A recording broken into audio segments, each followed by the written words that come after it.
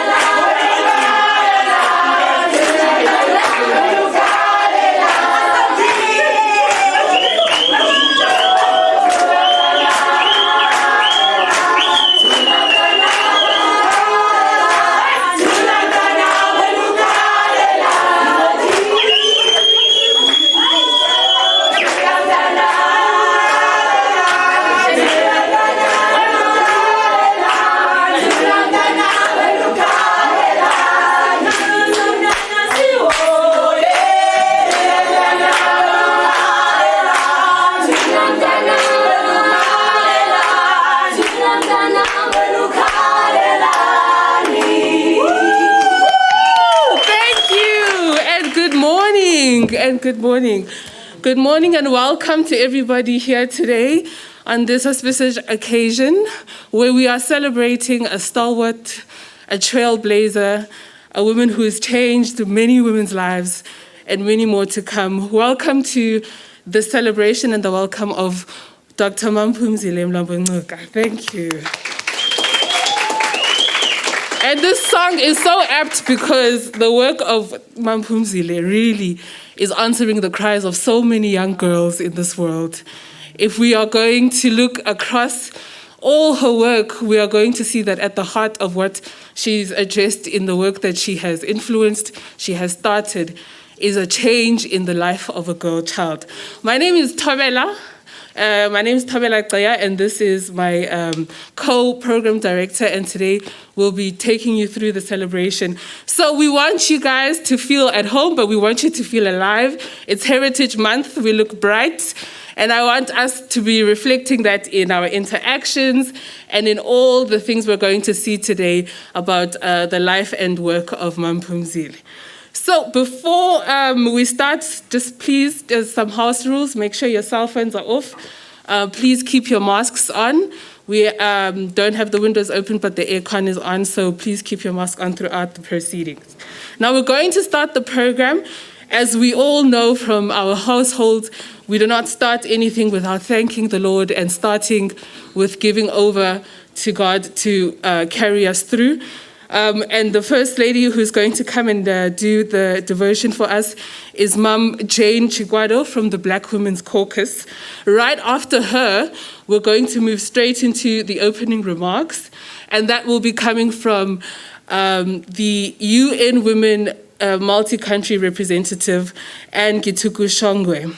And right after she has her opening remarks, we'll go into a tribute video for our for Phumzile Mlambo-Ngcuka. So just to save time, we're just going to go straight into those three programs. So please welcome Mum Jane Chigwado for our prayer.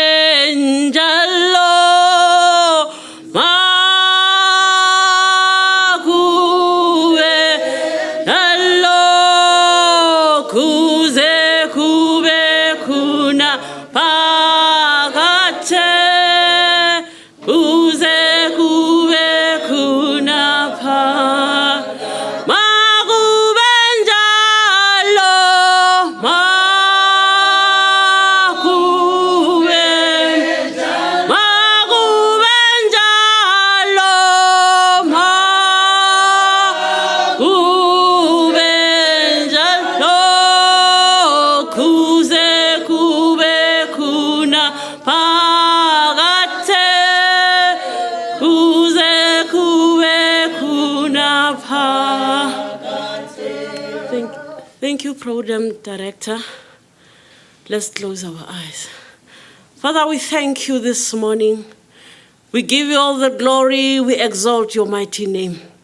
Abba, Father, there's none like you. You knew this day, Father, and it is done in the name of Jesus. Father, do it your way. Abba, Father, do it your way. You have sent us a soldier coming back, oh Lord, with all the weapons that she has, Father mighty. Let those weapons be used in South Africa in the name of Jesus. Abba, Father, give her the grace. Give her the grace, oh Jehovah.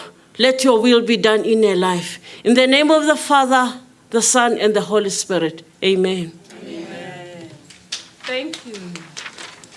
Please take a seat and please help me to welcome from the UN Women, our country representative, Ma'am Anne Gituku Shongwe. Thank you.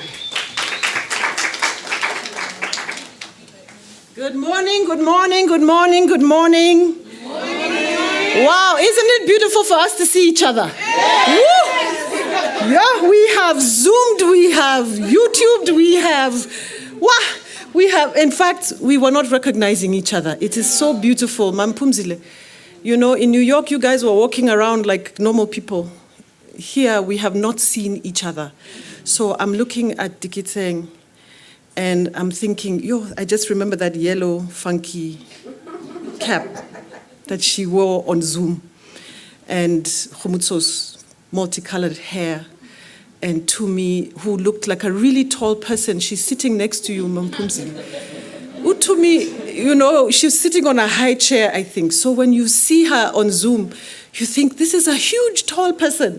Because also what came out of her mouth was so tall that, you know, it is so beautiful to see you here, Tumi. So, Mampumzile, welcome, welcome, welcome, welcome. I don't know how many of you were born when she was deputy president. Let's just check that first. There is a few graduates from youth who are here. They're starting to transition, and so they're the ones who are the transition team, right? But there are others who might not even remember that time. And I just want you all to know, as we welcome Mampumzile here, that this is a woman who has done so many amazing things. So I don't know where you are in your life right now. I don't know what you're doing with your life right now. But you know when they say your dreams are valid? Yeah. Your dreams are valid. And just watching her and seeing from whence she's come, your dreams are valid. She started out as a teacher, you know, really pulling young ones and teaching others. She's always been a teacher, but I mean, really, that stays with her forever. But that's where she started, really. Of course, an activist like all of you, so she can relate to this. In fact, if you ask her to jump around just now, I'm sure it will come quick, you know?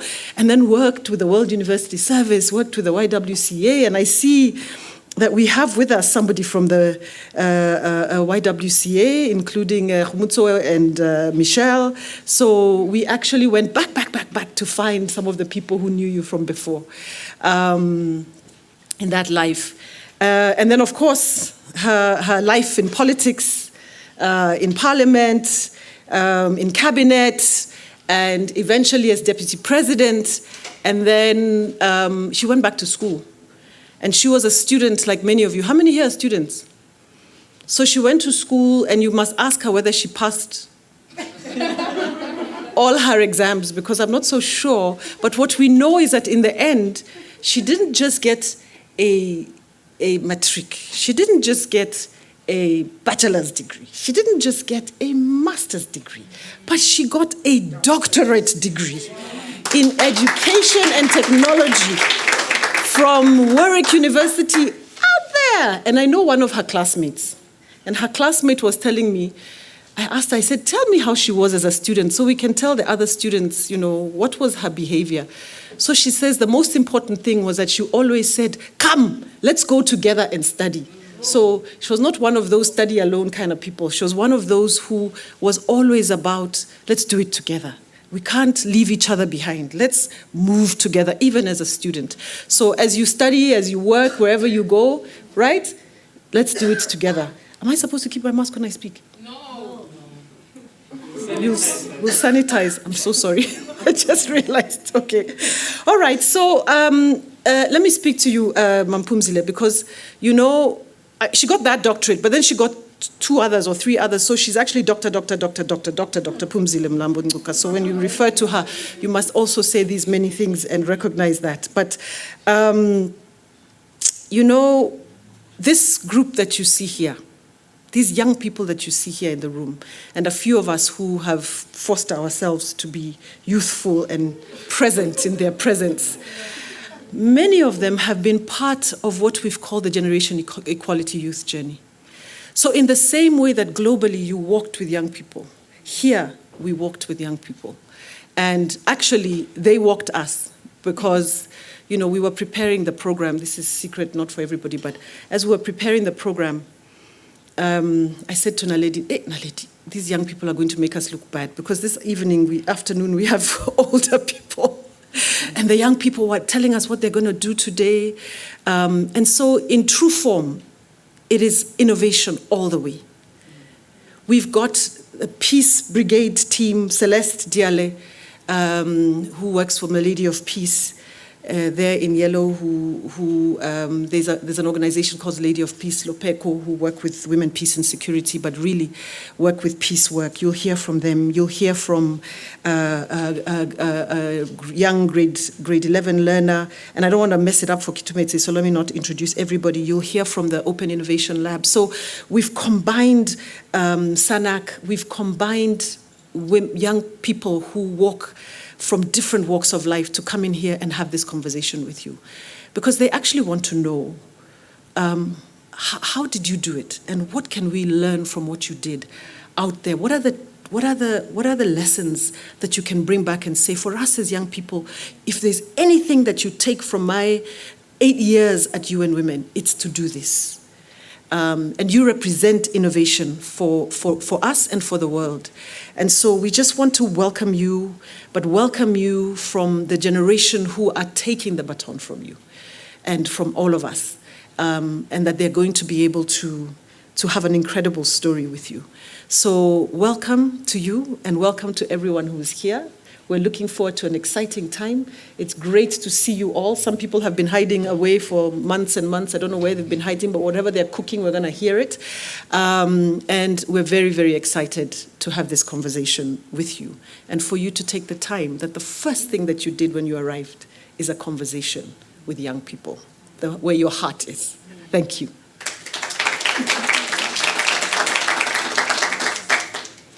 Right, we're going to go straight into our tribute video, and it's a reflection of the work and times that DED has had with some of the young people all around the world.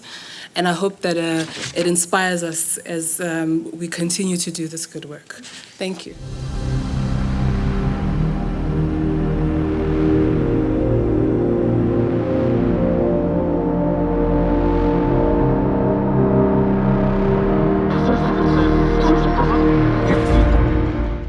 Choose the voice in your head. Girls can be anything they want. But around the world, girls are left behind because of household duties like caring for siblings while their mother works, or even having to run their own homes as child brides. Cultural barriers like bias against girls amongst teachers or physical limitations like inadequate sanitation facilities affect the access to schoolrooms and safety. I was lucky that at a young age of 12, I was already part of a women's movement. At home, for instance, that there were more chores for girls. And I just decided I'm not going to have this. I just started to write up a timetable which made sure that there was division of labor between boys and girls, and we took turns, and we just, as the girls in the house, did not allow a situation where boys thought that they were going to be served. It is about also being able to see how many girls drop out of school. At what age do they drop out? Why do they drop out? When we raise the importance of sanitation in schools as a critical human right, people don't believe that it is this serious. But when we have data, then you are able to show the pattern. For young women and girls living with disabilities, or those in indigenous communities, refugee camps, or other vulnerable situations, it can be even worse. In conflict countries, girls are more than twice as likely to be out of school than those in non-conflict countries. It means generations of lost potential and opportunity. We need to make sure that countries adopt the right laws for advancing the rights of women and men with disabilities. One of the measures is to ensure that those policies and laws call for representation, that we heed the call from persons living with disability that says nothing about us without us. Education, advocacy, and activism can enable girls and young women to claim their rights, to stand up against discrimination and violence, and to develop the skills that can lead them to financial autonomy. Sexual education gives girls the ability to understand their bodies and make decisions about their health care. Getting a secondary education could eliminate child marriage and reduce early childbearing by up to 75%. It is also a time to fight for transformative change. Millions of women and girls and their communities face extraordinary hardships. Overturn the stereotypes and social norms that see girls as less deserving of an education or that keep them from learning the critical STEM and ICT skills needed to excel in the jobs of the future. It tells especially girls that this job can be done by someone who looks like me. This job can be done by a girl. Can you imagine how many roles are there in society where girls never see women or girls in those positions, and how that must shape the way girls aspire and choose their careers. Transform education. Make learning accessible to all young people, regardless of their access to a physical classroom. Integrate technology into education through the use of mobile devices so that girls can connect to educational materials wherever they are. Has been advocating the need for digital infrastructure in our schools.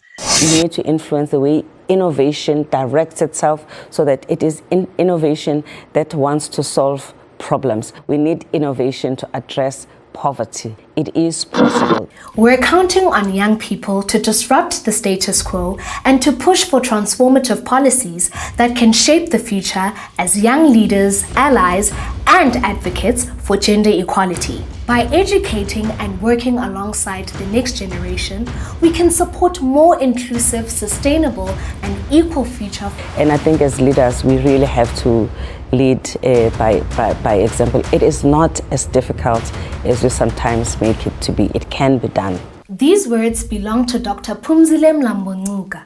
And they're not just words. They are action, and I am part of it. I am Generation Equality.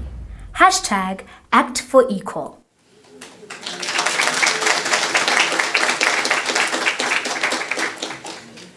I am Generation Equality. Act for Equal. In so saying, I'm going to invite us, everyone in the room, to actually repeat after me. I will say, I am Generation Equality, and you will then say, Act for Equal. And then I will reverse it and say, Act for Equal, and it is your opportunity to then say, I am Generation Equality. So if we could all please prepare ourselves to engage.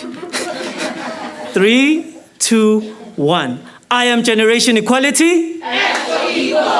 Act for Equal. I am Generation Equality. Thank you very much, audience. Thank you very much for engaging. We now enter into the next part of our program, which is a tribute.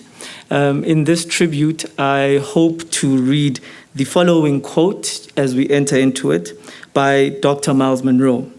It says the following: "The essence of potential is not the preservation, but liberation. Although we cannot change the past, we have the potential to chart our destiny and arrange a better future for our children." And that is exactly what Generation Equality seeks to do, arrange a better future for our children. In so saying, I would like to call to the stage Ribuile on behalf of Mlambo Foundation to reflect on the journey with Me Phumzile Mlambo-Ngcuka, Dr. Phumzile Mlambo-Ngcuka.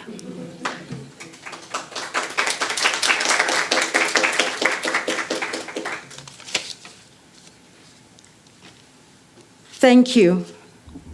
Please. Well done. Sorry.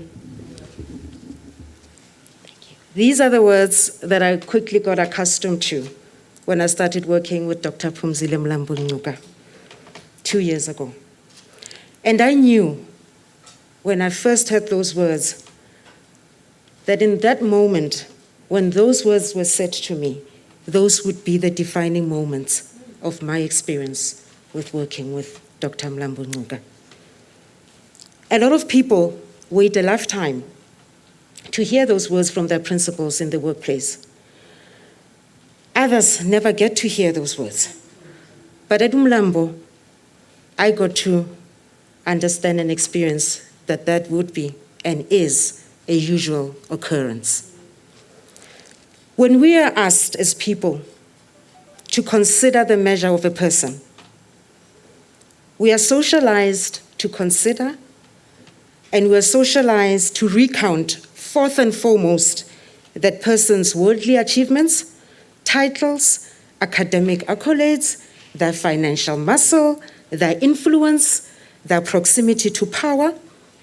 And yes, other people might argue that those things have a role. But I was fortunately raised by a woman who challenged that established notion and said to me, Rebuile, those things ultimately do not define who a person is. The true measure of a person rather lies in their humility, their consideration and acknowledgement of others, regardless of those people's station in society, how they respond to other people's needs, and how much of themselves they give to others. When I started at Umlambo, and I need to emphasize this because this has really stuck with me, is that I did not at first meet a deputy president. I did not at first meet a seriously accomplished executive director in a global entity. I foremost met a wise and kind woman who personifies humility, who is astute, has a killer work ethic, extremely funny, and with a great ability to say thank you, to say please, to say well done, and to say I'm sorry. A woman who bore testament to what I was taught about the true measure of a person.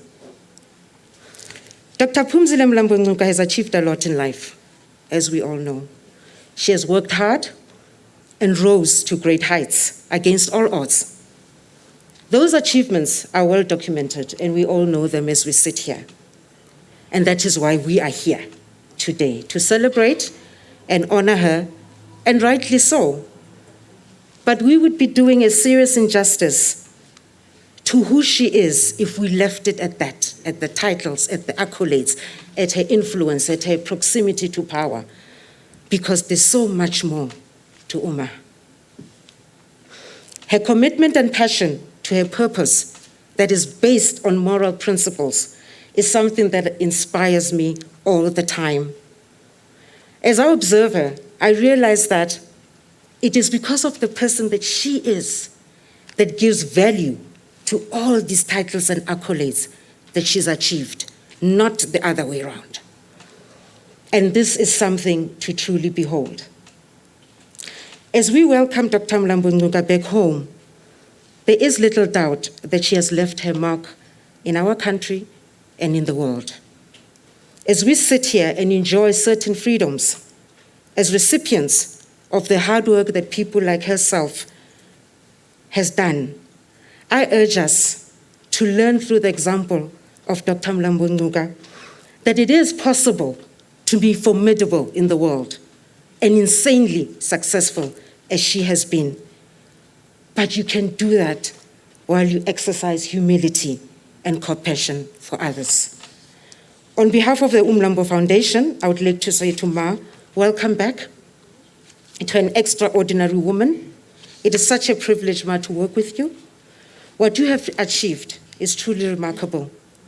But who you are as a person is even more remarkable. And for that, we salute you, Ma.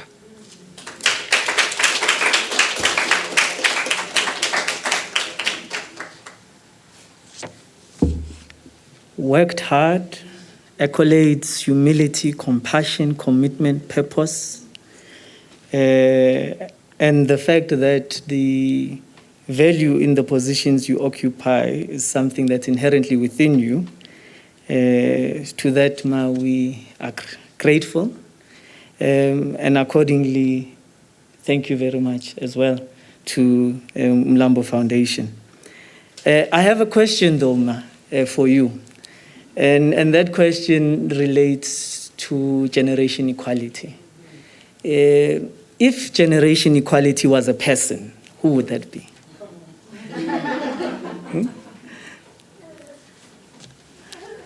we are here to engage. So we do not have a particular point in time where we will interact with Dr. Mlambo-Ngcuka. So the question is, if generation equality was a person, who would that be? So everybody in this room brings different elements that makes generation equality what we perceive it to be. Thank you very much. Without further delay, I now call Michelle Tahedi on behalf of YWCA. She's not with us, okay. Do we have a representative from YWCA? Oh, thank you very much.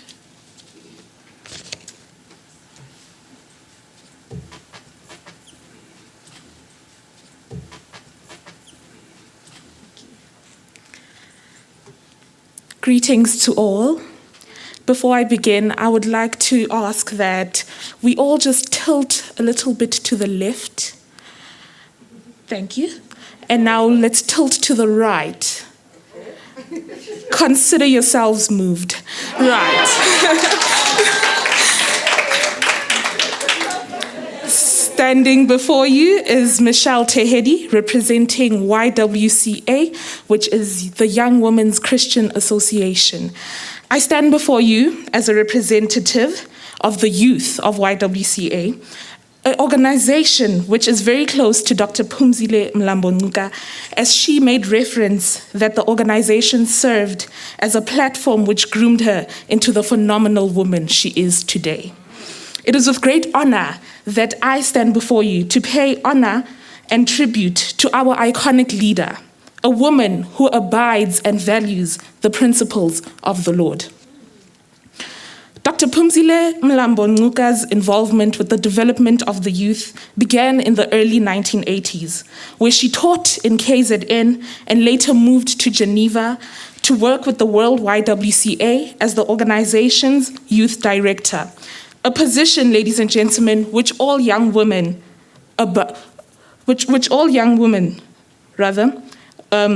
young women leads would love to someday accomplish. She advocated for the job creation for young people within the UN system and promoted development, education in Africa, Asia, and the Middle East. Dr. Mlambo-Ngcuka served as Deputy President of South Africa from 2005 to 2008 as the first woman to hold the position, and at that point, the highest ranking woman in the history of South Africa. During her period as Deputy President of South Africa, she oversaw programs to combat poverty and ensure the poor benefit from the advantages of the growing economy. In July 2013, Dr. Mlambo-Ngcuka was appointed as Executive Director of the United Nations Entity for Gender Equality and Empowerment of Women, the UN Women, by the United Nations Secretary General. She was sworn into the Executive Director of UN Women on the 19th of August 2013. She succeeds Michelle Bachelet. Under Dr. Mlambo-Ngcuka's leadership, UN Women worked with Publicis and Overly on launching the He for She campaign. Dr. Mlambo-Ngcuka further welcomed the LC initiative to help increase women's participation in peacekeeping operations. In addition to her role at UN Women, Dr. Mlambo-Ngcuka also served a 2-year term as member of the World Bank Group, WBG, Advisory Council on Gender and Development from 2015 until 2017. In November 2018, the United Nations Secretary General appointed Dr. Mlambo-Ngcuka to the United Nations Task Force on Digital Financing of Sustainable Development Goals. She has inspired many young women as an activist, role model for the women's rights, and I was personally motivated to join the YWCA as to emulate her. You have made us proud to be South African young women. Siyabonga Manqobo, Fuze, Ndineka, Nhlabati, Manzi. We say, as YWCA, thank you.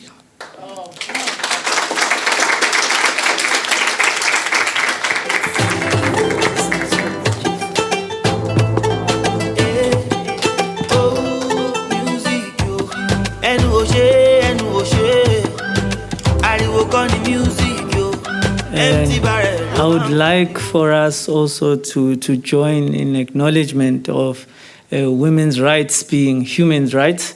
And in accordance with that, I will then say, women's rights are, you'll say human rights, and I'll say human rights are, you'll say women's rights. Women's rights are? Human rights. Human rights are? Women's rights. Thank you very much, colleagues. Accordingly, I would like to ask Mem Phumzile, reflecting on the presentation by YWCA, that they're a platform where they groomed leadership. That what would her biblical text of leadership be? If you could share that biblical text with us that exemplifies or that has stood her the test of time throughout her leadership journey, please. If you could please give her the microphone. Oh. Well, the verse that stands out to me, actually, I have it written, is Psalm 32, verse 8. And maybe you might find it instructive for you in your leadership roles. And let me read it so that you can hear it accurately. I will instruct you and teach you in the way you should go. I will guide you with my eye. And that always gives me a sense that whenever I'm making decisions, and many times I'm not absolutely sure that it is the right decision, that I'm not alone in making this decision. There's somebody who's saying, I've got your back.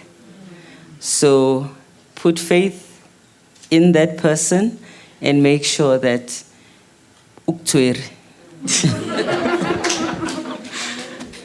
Thank you very much, Dr. Mlambo-Ngcuka. Kannete modimo go tshwere wa gage o tswa ka leina. Accordingly, I would like to now call or to read on behalf of one of the organizations, Young Women for Life, Feminist Movement and Leadership in GBV. Unfortunately, they could not make it here today to join us. So on their behalf, I will be reading the text that has been shared with us. It reads as follows. It has been authored by Linda Hlazo. My name is Slindoguhle Hlazo. Though not physically present, I am speaking representing a movement with a fast-growing membership of over 4,000 young women called the Young Women for Life movement. As you may know from your colleagues, Young Women for Life movement has its membership drawn from disadvantaged communities of Gugulethu, Khayelitsha, Mamelodi, Matsulo, Klerksdorp, many other townships and some villages. It is through your support that you have helped these young women reclaim their self-worth and understand that anything and everything is possible. As a movement, we are aware that one of your passions is access to education. We can say with pride today that we continue to assist young women to access bursaries through our partnership with the private sector. We are also seeing how those without matric can be assisted to secure entrepreneurial skills. All this is being done to ensure that no young woman is left behind, and that this generation speaks to our acceleration of generation equality. Where indeed we have seen the education is key is for the development of the girl child. In a country such as ours, where gender-based violence and specifically sexual offenses are so rife, and day in and day out, the voices of women continue to be reduced or silenced to the peripheries through femicide and intimate partner violence. As the YWLM, through your leadership, you have taught us to be active bystanders. On that note, might I pause? Are there any amongst us who do not know what an active bystander is? Oh, there is one over there. I need those who are in the know, too, to please explain to us what an active bystander is. Thank you very much. Those who are in the know, those who had their hands down means they know. Because I asked for hands up for those who don't know. So please, before I proceed, I would just like one of us, this is an interactive session, we are here to learn, to engage and Khabula, our colleague here, to say, this is what an active bystander is. Please, colleagues. I think I'll select. And I know you've done radio interviews on this. If you could please.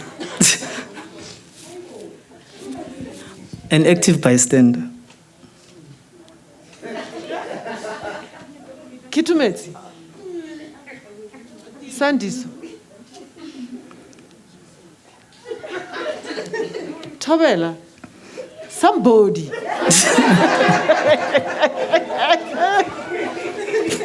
Yo, MX. Yes. This is called exposure. Innovation. We remember, it's called innovation. It's called exposure. Do we not have any takers? Okay, so let's start with this. Do we know what a bystander is? What's a bystander? Doing nothing. Like we add doing nothing. Right. You don't just stand by, you stand by doing nothing. So what is one thing we talk about all the time on GBV? Ne? We say that one of the big things is that we are on the street or in a community hall or in a tavern or we are somewhere nearby and we hear a scream. We see a woman violated. And what do? You say, yo, it's not my business. Ne? Yo, we can't enter this one. Again. Right? And the police even send you back and say it's a domestic matter. That's a bystander. You're bystanding and allowing it to happen, meaning that in the law they say you're an accomplice because you've been there, you've seen, you've witnessed, but you just stood by, bystander. So an active bystander is one who refuses to stand by and do nothing, and who actually takes action when they see something happen that is wrong. And don't you think if all we did was be active bystanders, we could change the trajectory of violence in this country? Yes? All right. 100%. Thank you. So next time, you must be truthful. If you don't know the thing, put your hand up. like her. There was one good... You put your hand up. Yes, she did put. You see, yes. all of you, no integrity. Only one person put up her hand. We got you. Okay. Thank you very much. Class is in session. Mind you, we are in the midst of a teacher. So we are here to learn and also to teach. It's an interactive session. We are happy to share with you Phumzile and continue to journey. Phumzile continue to journey with rape survivors. Today, as a movement, we can share with you that we have been able to journey women, specifically young women. We are here today paying tribute to one of our own, who has made us proud, leading for 8 years at the helm of UN Women. Our movement is about girl power, sisterhood, and solidarity. All these which we understand were at the heart of your tenureship. You have helped young women like me and many others envision themselves going beyond boundaries set by society. Today, as we bid you farewell, and welcome, by the way, and we hand over the baton stick, we promise that we will continue to push forward and be actively involved in fighting the day-to-day struggles that affect us and other people in our spaces. In conclusion, we know that whilst you have left UN Women as the ED, as a movement through our membership, there are two things we will forever look to you for inspiration. One, the limit is beyond the sky as young women can write, and young women can write their own narratives, as we have seen you doing. Two, we should leave no one behind. Equality is for all, even those out of our direct reach. please do continue to journey with us as our mentor, a fellow comrade, and as a mother. Thank you so much for flying the South African flag so high. Indeed, you made us proud. Thank you. Enkosi, usebenzile maphumzile. Siyabulela. We would like to express our thanks and appreciation to Young Women for Life in sharing with us their message of welcoming, but also acknowledgement to Dr. Mlambo-Ngcuka. Accordingly, in keeping with the tempo, I also have a trivia question for you. This one is the last one from me. The title of the song, so you have to guess the artist, but I'll give you the title of the song. A Woman Has a Right to Be. The artist. That's the title of the song. A Woman Has a Right to Be. Can you sing it? A woman has a right to be. A woman has a right to be. Yeah. Your generation and you don't know it.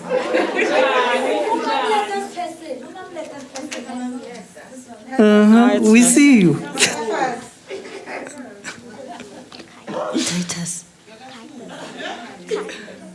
Titus.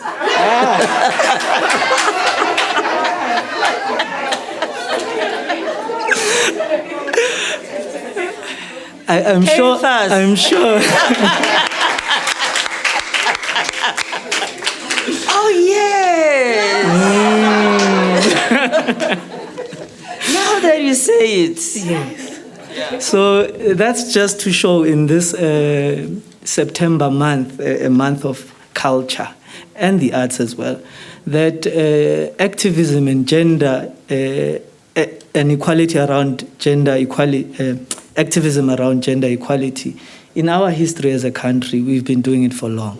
If you could just imagine how long ago that song was authored, so we have a history, but something has to come of that history as a country, so that as we can see in Phumzile Mlambo's journey, we can impact the world.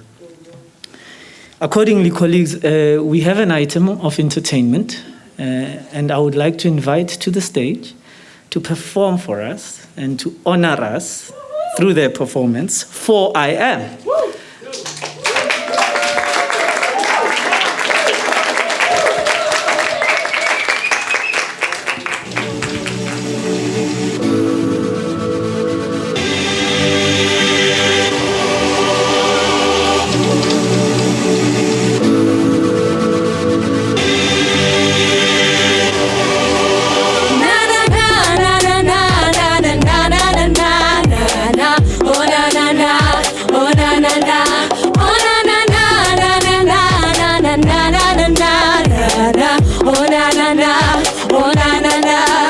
I've been around, I've seen how it goes, and I will be alright. I've been in the dark, I'm seeing the light, and I am all gone now. You've been trying to pull me down, but you'll never succeed at that. Oh na na na, oh na na na. You taught me well, yeah, you taught me well. You're trying to slow me down, I think you can tell. I am stronger now, you can go to hell. You taught me well, yeah, you taught me well. Kudala sifema sipusha sipanda sifuna isonga. Kama isonga, jalapa isonga with the soda. You've been trying to pull me down, but you'll never succeed at that. Oh na na na na. You taught me well. Sakukuga satine. Nancy Patapat. Sakukuga satine. Nancy Patapat. Sakukuga satine. Nancy Patapat. Sakukuga satine. Nancy Patapat. Yo mama, mama. Yo, ipata-pat. Yo mama, yo mama. Nati, pata-pat. Yo mama, yo mama. Yo, ipata-pat.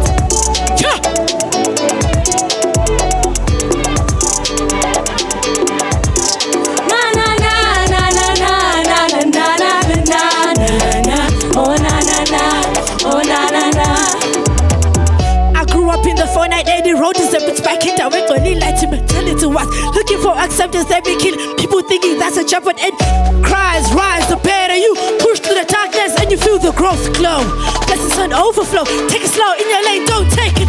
Gotta know who to trust, every switch. Stay sharp, chill, let's go beat them. Can't feel earth has to hear your story. Hey!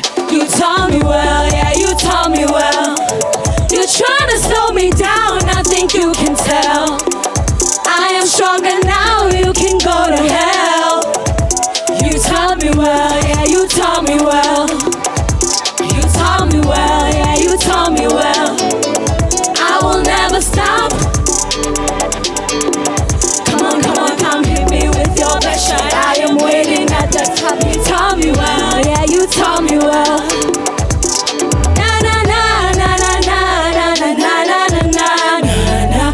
Oh na na na, oh na na na, oh na na na na na na na na na na na na na. Oh na na na, oh na na na.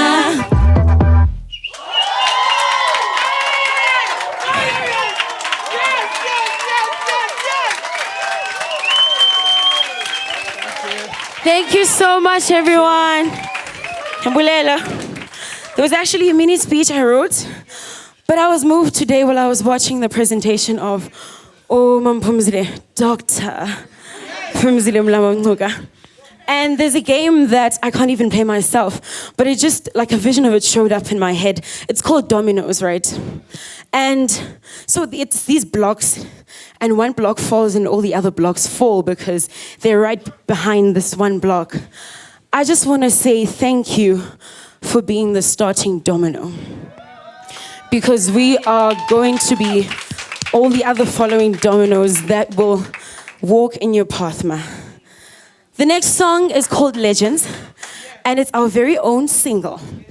And we would love to dedicate the song to Phumzile, the true legend. And to many more women like her. May we see them, may we meet them, but most importantly, may we be them. May we speak up more, question the unquestionable, and make history, like Phumzile did. Thank you so much.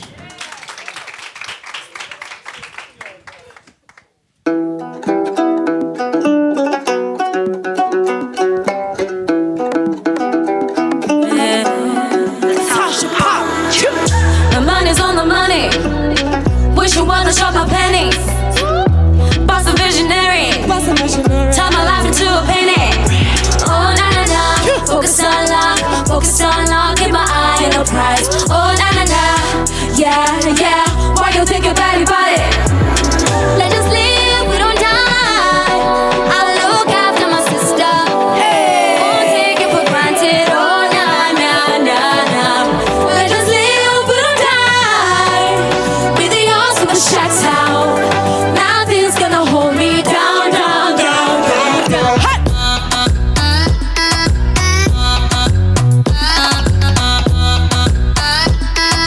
Oh na na na na.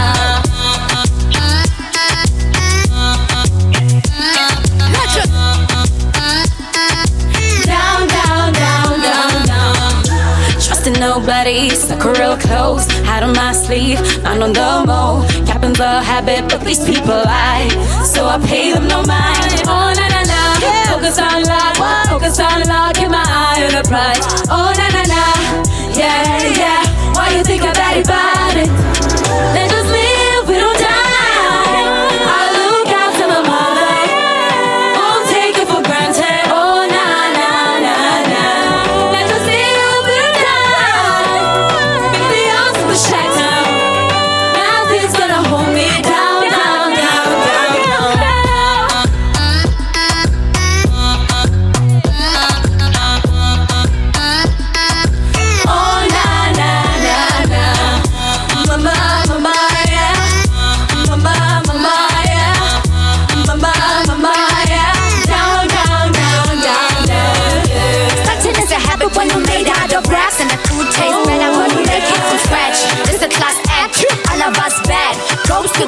like a program man. And then the first bubble, counting on the marbles.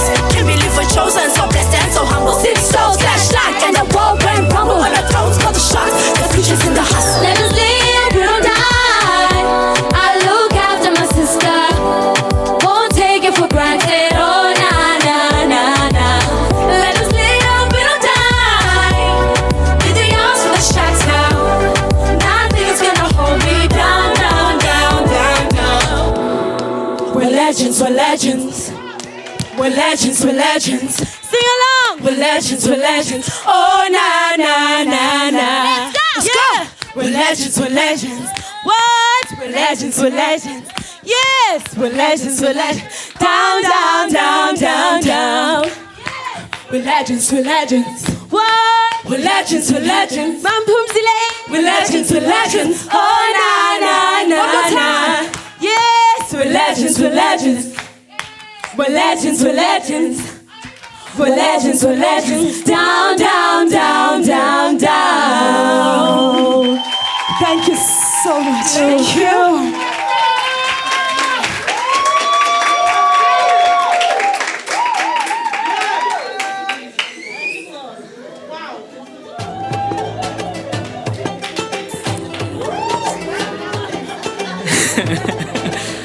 Enough said. Yeah, no additives. There's nothing more to say. Nothing more can be done. And I would like for us all right now to take a moment and be present. Just realize where you are. Realize who you're with. Be in this moment. We don't control time, but we do control moments. We can decide what to do in the moment. And reflect and enjoy. It's nice to be here. It's nice to be with you. Look after my sister. Don't take things for granted. You taught me well. I mean, there's so much in those lyrics. I'd like to express our gratitude for your performance today as well, for I am. One more time.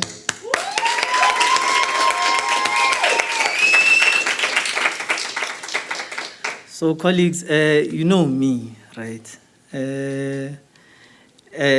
We come again now. Women's rights. Human rights. Human rights. Women's rights. And we go now into our next session, which is the dialogue. So I would going to ask Phumzile to take the stage. Kidumeti, our moderator. May I introduce her in red?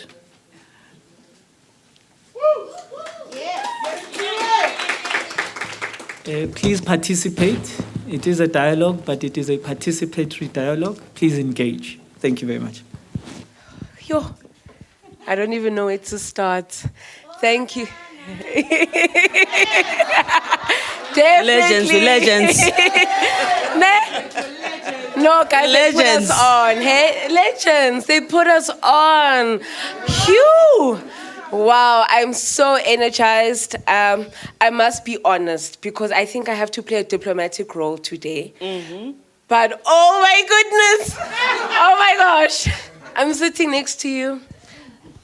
In 2013, you started this journey. I was in matric. Mm-hmm. I think when you are in matric and you are looking, you're almost searching for motivation and inspiration from the world.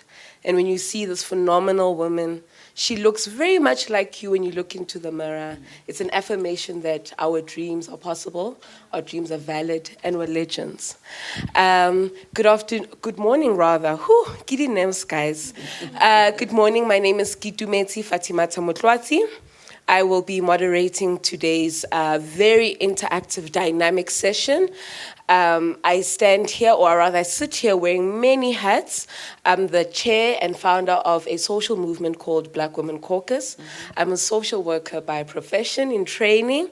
I'm currently completing my master's degree, and I have an insane, sometimes obsessive love for people, because I believe that we all have a role to play in making and shaping the world that we need to see. I sit here sitting on many protocols. I just want to thank our partners, UN Women, under the amazing leadership of Ms. Anne, who's soon going to be leaving us. I want to recognize DIRCO, the Department of International Relations, who's also walked the generation equality journey with us. I want to thank and honor the Department of Women, Youth, People with Disabilities for actively, showing that we push that inclusive agenda. I also want to thank the GF stakeholders, who've been organizing and zoomed out since last year, trying to figure out to say, oh my gosh, guys, one of our own has launched this massive campaign and we can't let her down. We can't let ourselves down. And so there's been a team that has been working behind the scenes because we also believe in your vision of generation equality. Yeah. And so those are the very nice and comfortable protocols. But most importantly, we want to welcome and acknowledge all the young people, the young leaders from different sectors of society, different contributions that we bring into the room. And we want to say welcome home. Thank you. Welcome home, Dr. Phumzile. Klepang.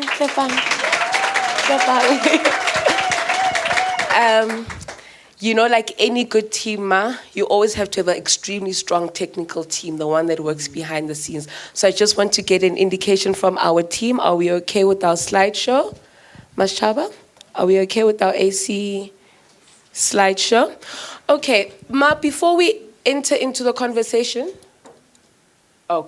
before we enter into the conversation, and really what the slideshow was meant to show is that we have listened and taken heed of your clarion call to accelerate gender equality. In South Africa, over the past year, we've been working tirelessly to really localize some of the key, mandates around the different action coalitions that seek to accelerate gender equality. We have women, peace and security. We have our feminist movements and leadership. We have economic justice and rights, which South Africa is the co-lead on a global level, which means all eyes on us, right?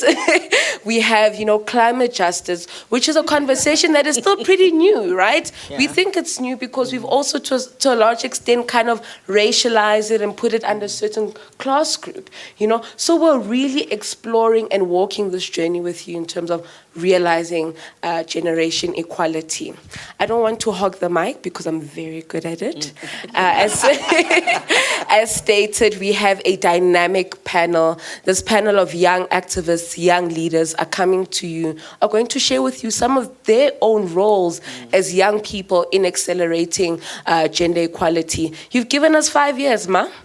You've said to us, 5 years, we need to see a transformation, right? And we also realize that this transformation needs to happen at all levels of society, right? So from the individual to the family, to the community, to the organizations, to the institutions, right? We also know that this 5-year mandate you've given us also requires some sort of transformation and in our leadership. So, without further ado, maybe just to give you a breather, are you okay? Yes. Are you sharp? I'm a legend. Yes! Lovely, lovely, lovely. She is a legend. We are in the midst of a legend. We are hoping to be legends. We are writing ourselves into history in order for us to be legends as well. So we want to do things differently. We know that you have been sitting in the very isolated towers of the United Nations for the past 8 years, and you were really subjected to extreme protocol. But you're back home, back in South Africa, and we want to get to know a bit more about you as we delve into some of the more critical conversations that young people in this country are spearheading. So this is how it's going to work, right? Our Dr. Phumzile, is going to get, this is the magic box. Without this box, we can't achieve gender equality, guys. I just want to put it out there. This box is that powerful, right? So, Mam Phumzile, we're going to ask you right, to pick up a card, and you're going to read the question on the card. And from there, you're going to start off by reading the name on the card and then the question. And then we're going to allow for the person who's been read out to also share some of their insights and also pour out to you as, as Dr. Phumzile, what are some of the challenges, what are some of the lessons and even strategies young people are spearheading in South Africa? Okay. Without any further ado, can we have a drum roll for this magic box, guys? Okay. EQ the guys here. Can gender equality also look this stylish, by the way? Just putting it out there. First question. Okay. The first question says, what did you miss most about South Africa when you were away? This is from Celeste. So what did you miss most? It's been 8 years. A lot has changed. Yes. I actually missed most the informality with the seriousness. I don't know if you get that, where we are able sometimes to take the most serious situation in a South African context in efforts to be inclusive and to make everybody feel comfortable. Bring it from up there and make it accessible to everybody. And sometimes in the spaces that I've been in, it's not been easy to be like that. There's just only one way of doing things. As a result, I became an accidental disruptor because of a need to open up the space and to make it easy for everybody to come in. And I think as South Africans, we must keep that with us because it is just one way of making the things that we do appeal and include the largest number of people. Wow. Yeah. Spoken like a true humanitarian, right? I think for me, the first thing that came to mind is servitude, the spirit of service. But I really want to link up that with Celeste, right? So, Ma, you spoke about missing the informality, and how as a country, we've got a very interesting culture of taking some of the most messy situations and turning them into a very quirky hashtag and probably a dance later. I want to throw this to Celeste. So, Celeste, you've done extensive work with the Peace Pod. The Peace Pod came in a time in the country where we were searching every corner, looking for solutions to bring calm, a conversation as heavy as peace and security, understanding this is not a new conversation to South Africa. It's not unique to South Africa. The issues of peace and security, Mam Phumzile, are a global crisis, And so seeing young activists, young women, using alternative and informal ways of bringing a very critical and heightened conversation. Tell us more. Thank you so much, Kitumeti. And hello, Mama Phumzile. Very, very privileged to be in your presence today. And is this the place where we say all protocol are observed also? Yes. Because Zoom was making sure that we're in line. All protocol is definitely observed. My name is Celeste, and I'm from the Lady of Peace Community Foundation. And yes, I'm also a part of the Peace Podcast, which was born from a wonderful program like Generation Equality. And what I do want to say is I want to directly answer your question immediately before I get into my emotions because I'm having like a fan situation right over there. So what we do know about South Africa is that we know that conflict, first of all, is not stationary. It's not something that is static. It is something that falls in different layers, especially for our country.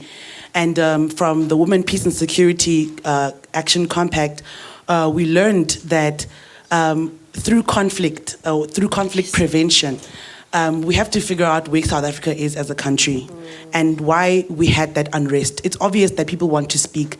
People have something to say. And not just people, mostly young people have a lot to say. And when Generation Equality Forum came around, you know, we sort of, we just stood up really quickly and we heard the call and we stood up and said, young people, let us come together and find ways to have these conversations, and let's find it in a way that we don't ask the young people to come to Generation Equality. We're taking Generation Equality to the young people. So instead of asking them to log into Zoom and log into all these other big platforms, which is nothing wrong with them, we went to where they are. We went to the Spotifys of the world. We went to the YouTubes of the world. We went to where they are already. And having these conversations, we started off understanding first of where young people are. If you can imagine, if you can think back on where we started with the unrest in South Africa, it started with the looting. And when you really zoom into it, what were we looting first? What were the first things that we were looting? Alcohol. So what does that tell us? That tells us that there's an addiction of some sort. That tells us that young people are not in the right mindset. That tells us that young people are uneasy and they don't know how to deal with the problems that they're having. And in one of Mama Phumzile's interviews recently, she said, you know, young women, most of us, the first immediate reaction when you get a salary or when you get any payment of some sort, your first thing to do is to sort of look after the world around you, the community around you. And because of that, it causes this thing of not being able to be dependent and looking at yourself first. So the Peace Podcast, what we do at the Peace Podcast, we try to teach young people to first put on their masks before they can help the person next to them.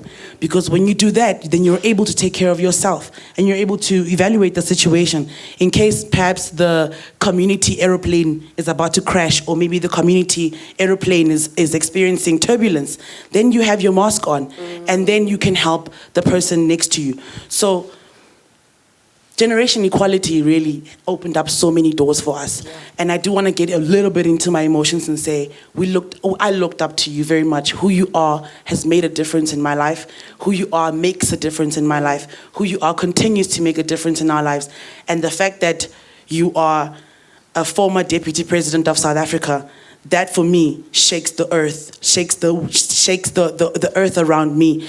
And from the Peace Podcast and from the Women, Peace and Security Action Compact, we say thank you so much for giving us this opportunity. We are so happy. We are elated. And guess what? We can't wait. We can't wait to have you on our podcast. Yes. Because you said what's next is the podcast. So Thank you so much. Thank you. Thank you. Thank you so much for that, Celeste. Really nice way to kickstart the conversation. So, Ma, you're walking into a country with a youth that has a lot to say, right? Things are not necessarily working in our favor, but as Celeste has said, it's the platforms like the Generation Equality that give us our voices, that say your voice matters. And it's a big thing, right? It's a big thing because in order for us to shape South Africa and the world at large, we need to be able to believe in our voices firstly. So thank you for that reminder. And yes, tune into the podcast, Peace Pod. So the next one. So this one is from Kanyisa. Between singing and dancing, which would you rate yourself better at? Oh my God.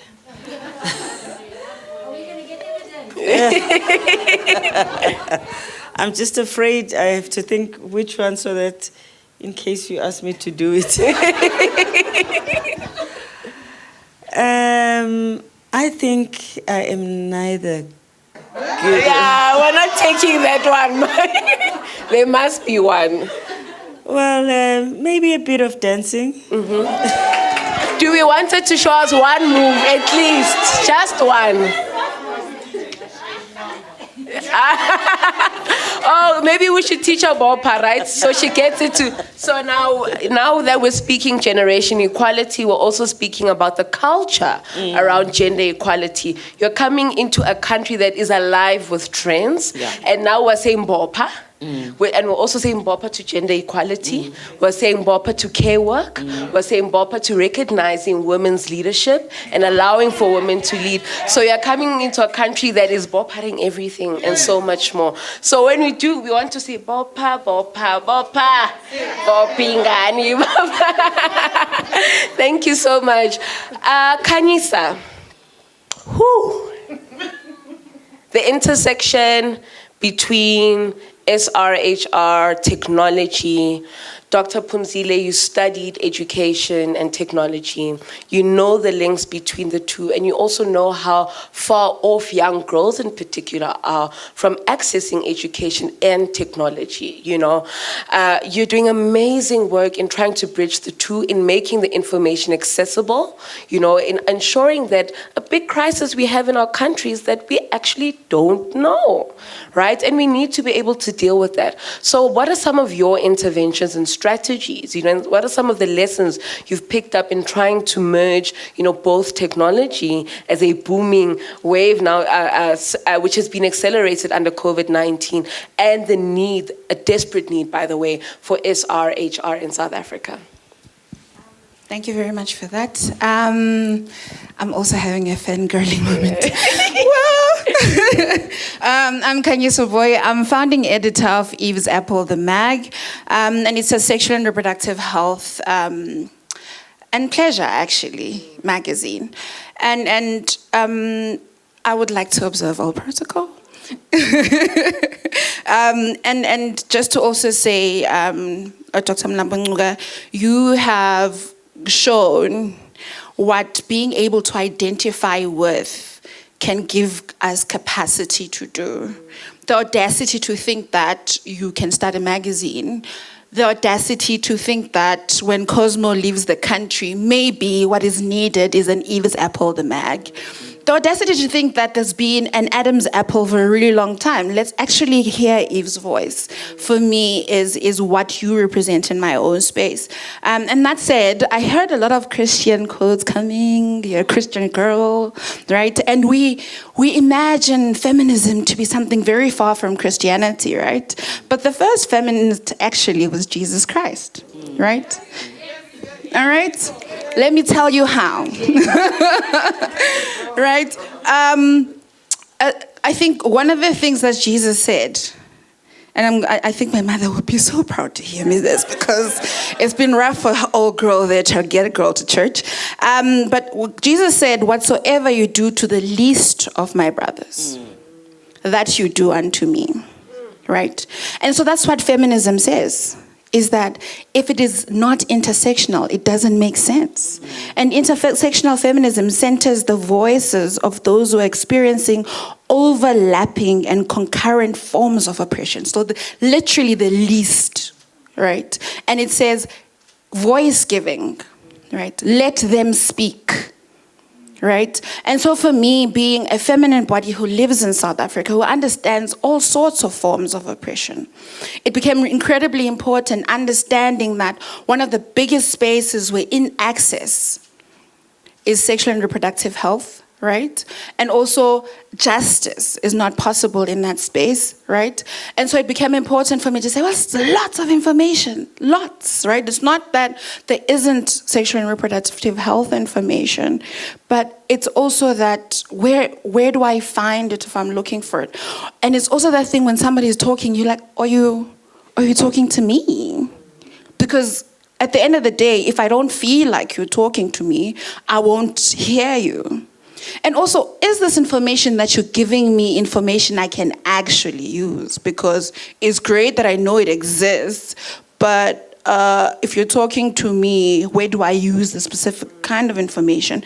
And so where we are in terms of the magazine itself is that we digitize that, understanding that South Africa has got its own digital divide, but we had to start at a place, right? So you can share the magazine on WhatsApp, you can get it on Facebook, it's on a free platform called Issue, and it also features everyday people, right? So you're not gonna find a celebrity It takes people who are doing podcasts with young women. It takes people who are doing menstrual work with young women and puts them on that cover and they say their piece, right? And it also speaks to complex issue like decriminalizing sex work. How do I simplify that concept? How do I make you understand why decriminalizing sex work is an important part of the conversation? It talks to social production.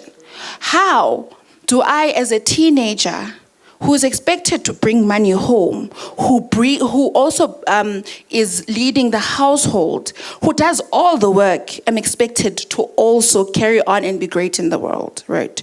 It says, pay women. Pay women for their time, pay women for their efforts, pay women for being able to be the ones that help you when you pay women for everything, really. In fact, not just women, feminine bodies. You know? And so the magazine then says that technology is able to reach in places that I'm not able to reach. I've seen the magazine reach people in Kenya, reach people in other parts of Africa, which I didn't think was even humanly possible because I was tailoring it for this particular audience. And so sexual and reproductive health needs to be simplified.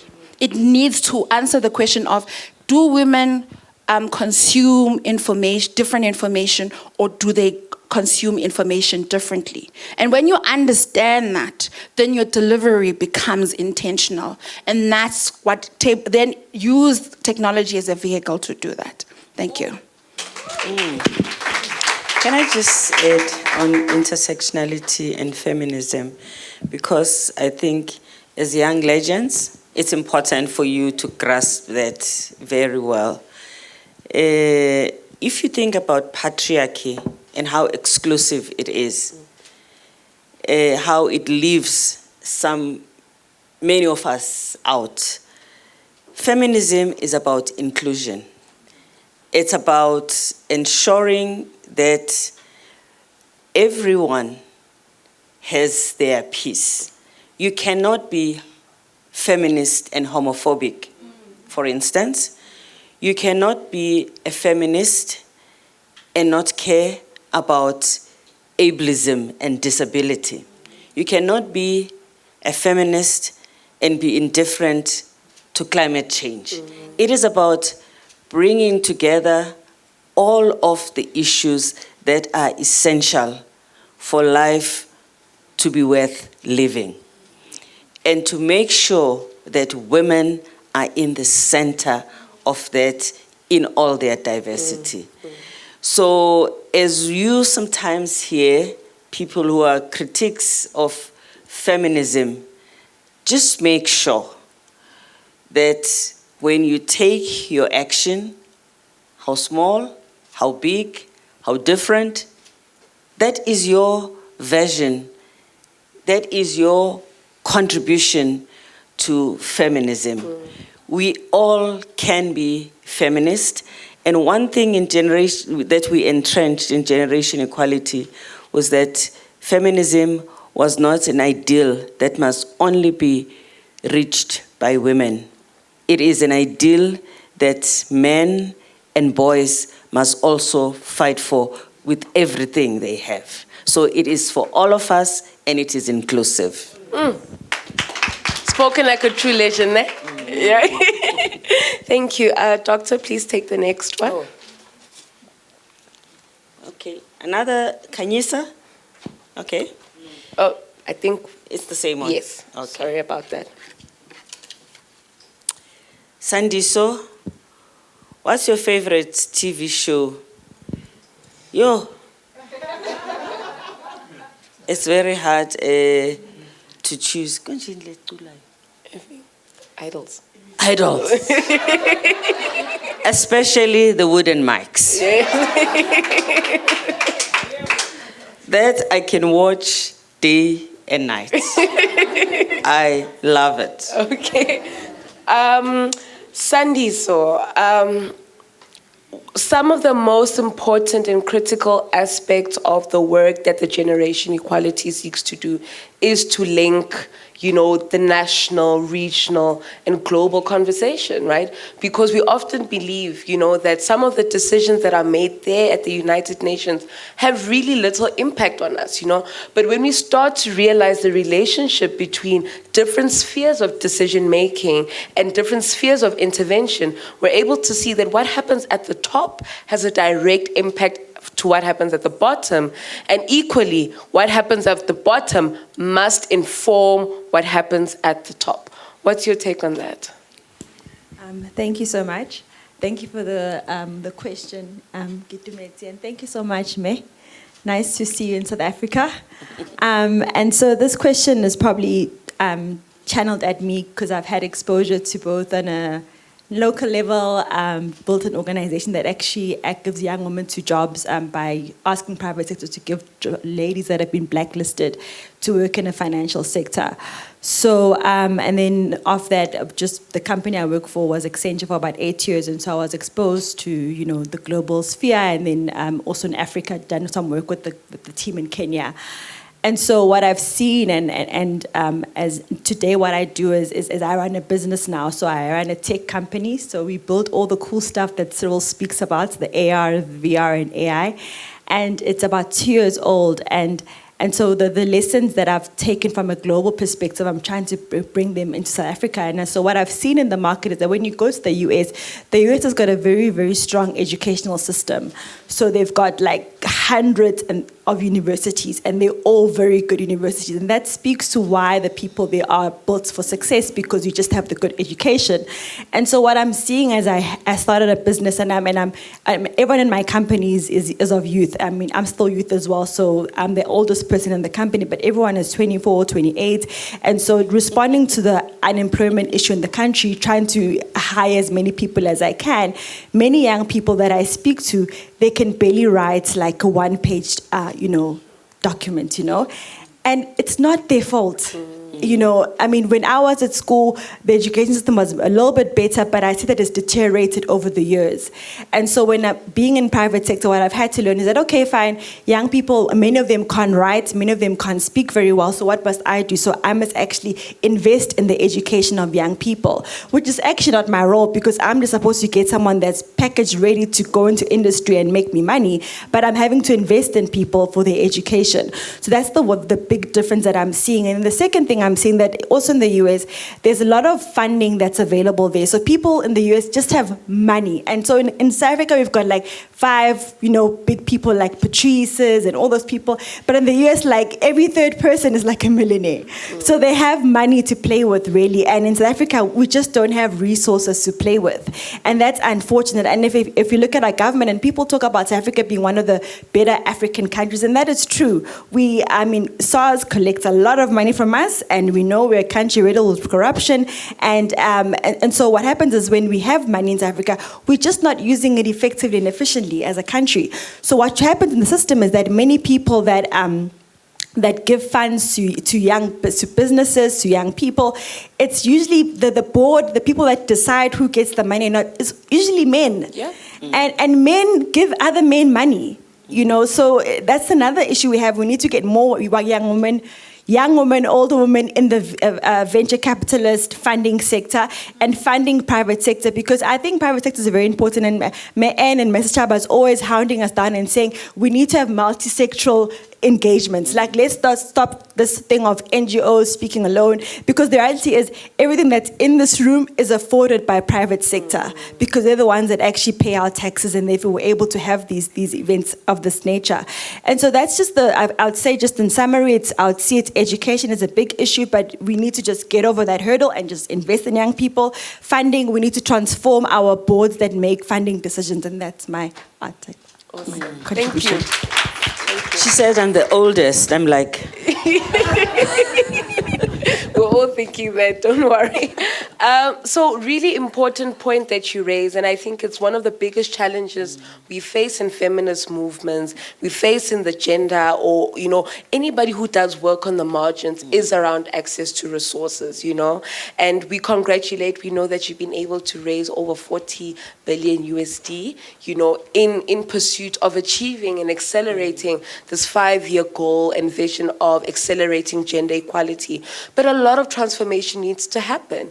And I think what we can take from her input is that we need to see this transformation in the institutions, because that's where they're the ones who decide who gets the money, right? And we must be honest to say that we need to be able to fund this reality we speak about, right? Gender equality, inclusivity, the meaning of us having ramps in every building, of having braille writing in every building needs money, and that also speaks to the need for transformational leadership. Hugh. The youth are in good standing here. I'm shy. No, that's good. That's good. Please go on to the next one. Koketso, what has been the most affirming moment for you as a young girl growing up? Honestly, what I remember as a young girl, which I still hold dear even now, is what I learned in the YWCA. Because, it was a women's movement. When I grew up, we didn't have a lot of places where you were educated and encouraged to see the need for you to fight for your rights. The YWCA was all about that. And the YWCA is also a global organization. So you immediately connected to an international network of women activists. But also YWCA was connected with other YWCAs in the world who were in solidarity with us in the fight against apartheid. So I already at an early age knew that we are not alone, and that this struggle is worth fighting for, because even when we have difficulties, there are other people who will stand with us. And that those issues, solidarity, learning to stand for one's self, knowing that as a woman you have to be a leader, has really been very central to my development and my growth. Wow, thank you. Yeah. I know we're all just nodding heads, because some of us wish when we were younger there were more of those spaces, And I think we can never have enough of those spaces that cultivate young women, young girls into leaders. Speaking... Okay. Also, if I could just add for young people, one thing that is important for any young people, if you are not a member of something, you are off the track. As a young person, you cannot just live for yourself. Be a member of a sports club, a singing group, a human rights organization, a feminist movement. Be a member and a part of something. Because those times that you also spend with others are important for your growth. You learn to be a team player. You learn to win and lose gracefully. You also learn to be happy for others. Because when you are in a team, you care about the people you are in a team with. So it is important to nourish your spirit and your well-being. Don't be alone. Never be alone. Wow. Wow. Yo. I think... And I'm just going to detour a bit, Koketso, before I come to you, because I think when you speak about never being alone, some of the critiques we have of contemporary activism as young people and the rise of social media is that a lot of our movements are individualized. We have this pop star who comes and saves the world from climate justice, one individual, and we've almost broken down the need for community. And so the GEF multi-stakeholder Stakeholder Forum was an important and still continues to be an important space for us to come and co-create and think together. You know, as you said, learning to be a team player, to say that even the attainment of gender equality requires all hands on deck, you know. There's no, yes, we're all legends, you know, but we need to work collectively towards that goal. Hugh, I just want to bring Koketso in because I think the absence of space for leadership and guidance, you know, for young people, not only girls, has devastating impacts on our society. We've seen now, Dr. Phumzile, and I'm sure you've been aware of this, that we've got a huge crisis in terms of teenage pregnancy.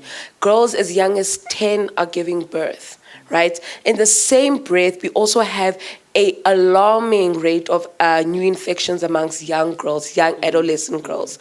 And we know at the heart of generation equality is looking at the adolescent child, right? How do we bring them into the conversation on gender equality? Koketso, you work for SANEC, you do amazing work, you know, around the intersection between SRHR, HIV. What are some of the lessons you've seen, and where do you think are some of the opportunities for us to, you know, to really capitalize on so that we can accelerate gender equality as young people?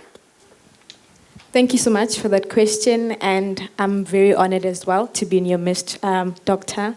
Phumzile Mlambo-Ngcuka.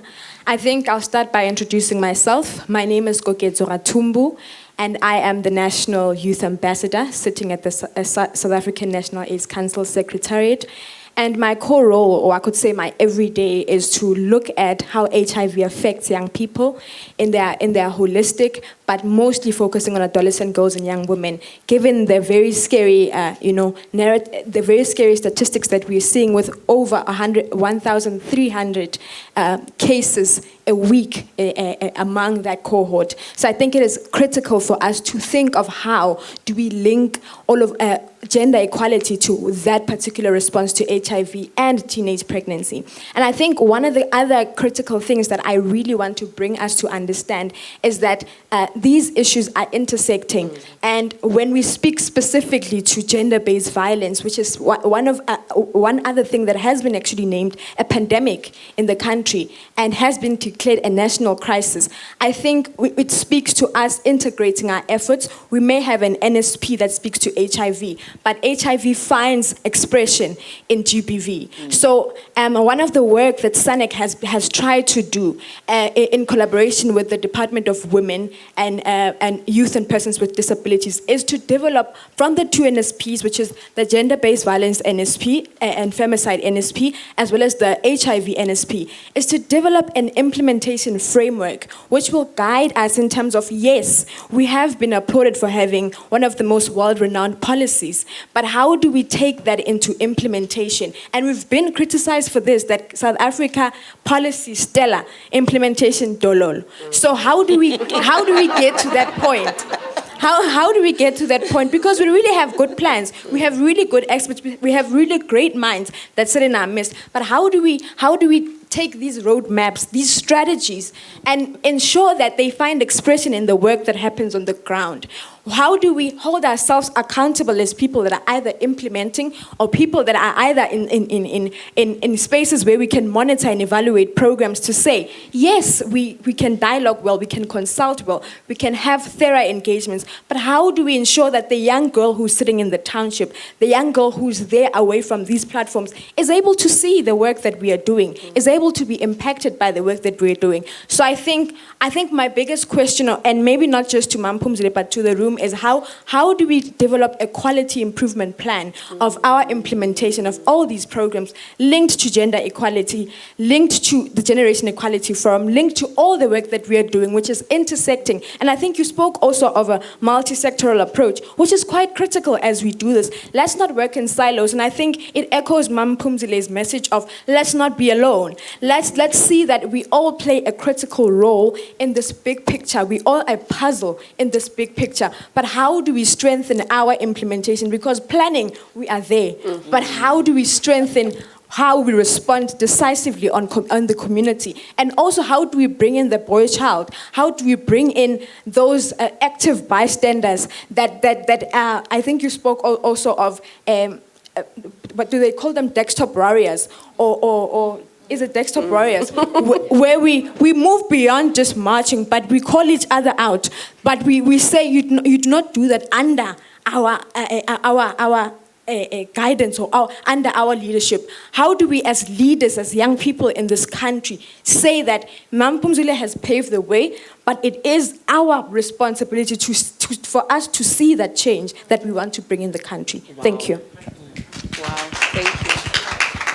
Some difficult questions there. Ma, you led United Nations, UN Women for 8 years. Surely there was a best practice that we can borrow, because as Koketso has said, that we have a crisis of implementation. You know, we sound great, but we don't do what we say. And I think that's a big crisis. And it also speaks to leadership, you know. What are some of the key lessons that that you take from your experience at the United Nations? Yeah. I mean, from an implementation perspective, especially, it's important to have guidelines for yourself of what you must do by when, so that every week, every month, every year, you can see if you have moved forward or you have been standing still. Because what is not measured is not really valued. When you measure something, then you really value whatever it is that you are measuring. It's also important that when you have made the plan, because sometimes we hope. A hope is not a strategy. You actually, yes, yeah. You have to have a plan. It must be measurable. Who, what, how, when. All those questions must be answered, so that even the people that you work with who are part of your plan must know what their role is in this plan. Division of labor must be very clear. So all these things may sound like routine, but they're actually very important to enable us to work. And if you don't progress, you must ask yourself why, so that you can self-correct, so that you can try another direction. And above all, make sure that when you move, you pick up others. It's always important to lift as you climb. Never go up alone, because it's lonely at the top. And there's no reason to be lonely when there's so many cool people to chill with. Yeah. So always pay attention, have the plan, implement the plan, have the guidelines that guide you about implementing the plan. Never do it alone.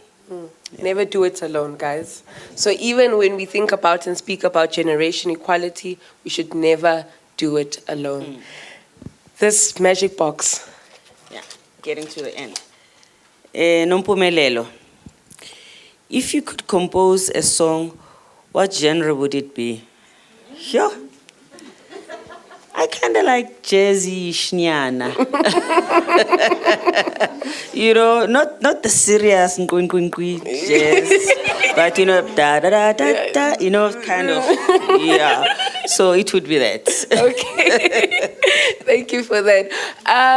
Mpumelelo, she is 16 years old, just recently elected as an RCL at her school, so let's give her a round of applause.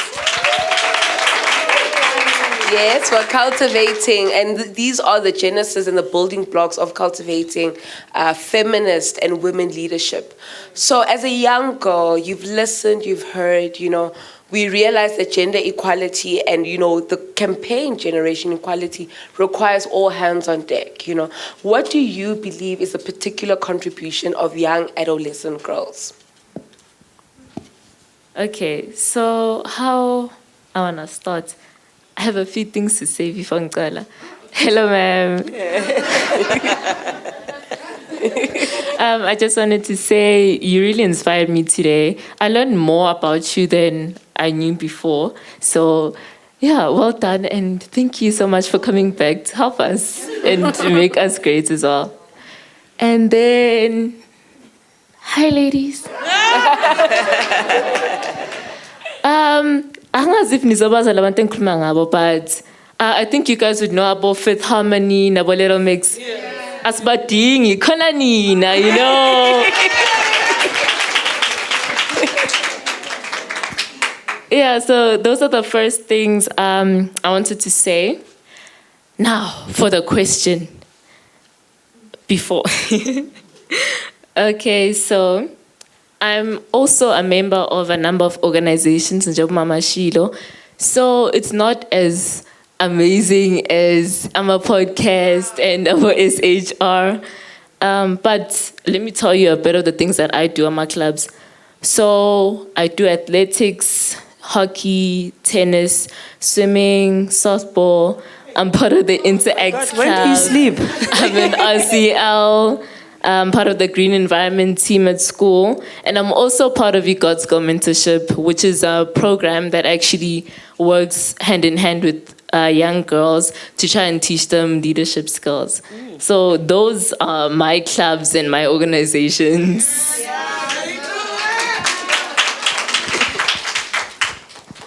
Okay, so I have a few things with what you were saying about how young girls can help with the gender equality crisis.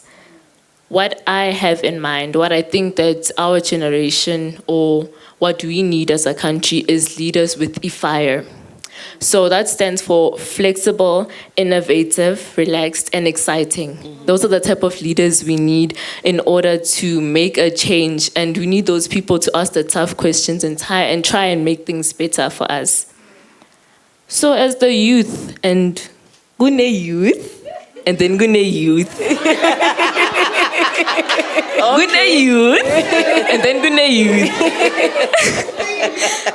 So as youth,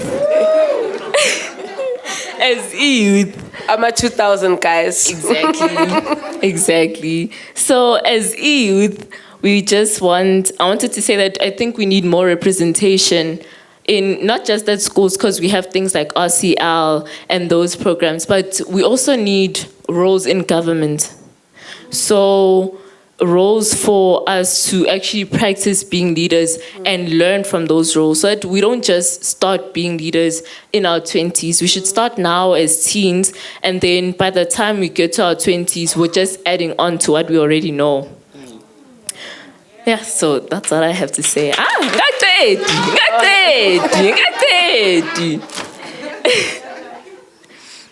Yeah, so with that, I feel as the youth and as females, we aren't often given the opportunity to speak.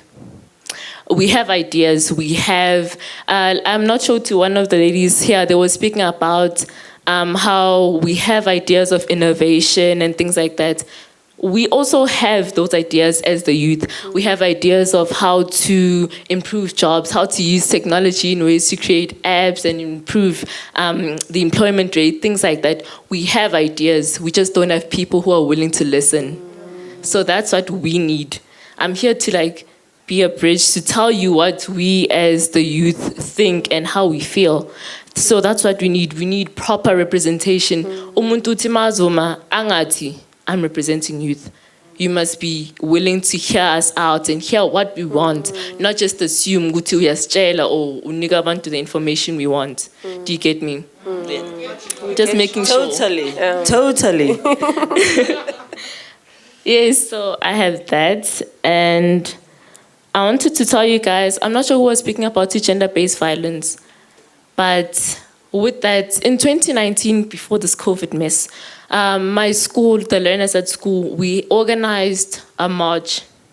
So in Nhlale Springs, there's a garage near there. So we went from the garage to the school and we marched, with signs and all saying gender violence must end, trying to show that we as a school and females, young females who are at school and getting an education are against this.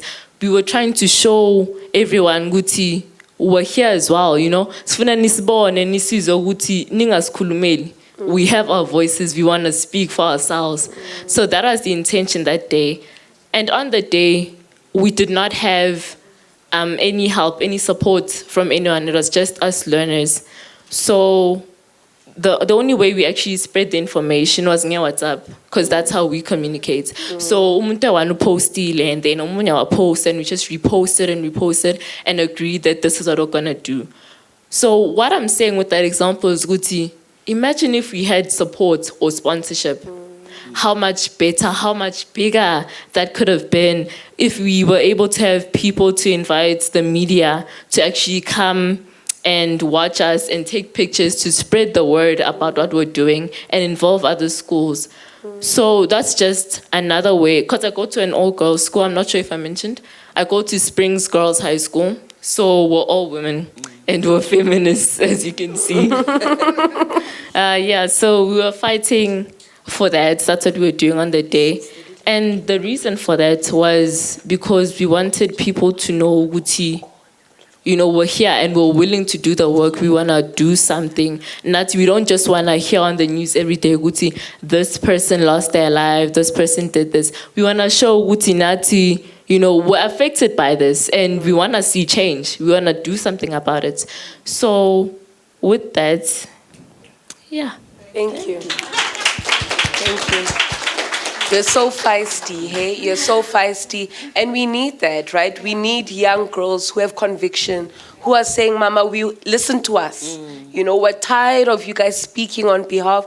And they're very right, guys. There's youth, and then there's youth, And we must be more deliberate about bringing in the younger generation into the conversation. They're saying that we want our voices to be heard at all levels of society, not just on TikTok, but on all levels of society. With that being said, I would like... If I could just say that, well, first, thank you for reminding us about the need to differentiate youth from youth. It is important because also the issues that you're dealing with are slightly different. If we are to pay serious attention to the issue, we then need to segment you. So in generation equality, this is one thing that we were very clear about. We had women, Tina Giabo Kokonyana, and then you had youth, OCC, and then we had girls. And the girls were substantive. They knew their story. As she's saying, they knew the questions and the answers, and they were willing to do the work. They are not asking for help. They're just asking for support so that they can actually do the work. And one of the last things I did before I left UN Women was to help to establish an advisory body in generation equality that is made up of girls that is going to advise the UN about what they need to be done. So your point is so valid and so needed. And wherever we are, let's give the girls their voice. Awesome. It always comes at point of the party where somebody snatches a letter to you, a love letter saying that time is off, is no longer on our side. So for the interest of time, we do have so many other people who want to share questions. So we will open up a round of hands. Right, so we're going to ask those runners, can you please just, as we identify hands, can you pass the mics to them so that we're all covered? So can we get our hands? Please, we ask that your contributions are short, precise. Introduce yourself, tell us who you are, and go ahead. Okay, good afternoon, everyone. My name is Nompumelelo Melapi from Rethink Africa. It's a youth-led NGO. Molo Mama. I'd just like to ask a question pertaining to CSW. I was afforded the opportunity to be one of the youngest members of UN Civil Society Advisory Group, thanks to you and Mama and Ayanda Mvimbi. So that opportunity granted me exposure for me to go to New York and then meet all these other international NGOs and civil society and women farmers. And then from there, I got the opportunity to come back home and then by my might recruit young women, to expose them and inform. Because what I realize is that a lot of women NGOs do not know what's happening internationally. So I would like to find out if the Mlambo Foundation will somehow have like an education school that will actually enable us to know, like how Femnet Network creates a network for that women within the East African region are clued up about what's happening internationally, regionally and locally. So I just wanted to find out how then will you be able to encompass all of us here within SADC, or maybe regionally as well, so that we are aware of what's currently happening and that we can also continue as the older youth to spread the word. Because what I realized is that we had a challenge to inform other young people about generational equality, because some of them didn't even know what UN Women is.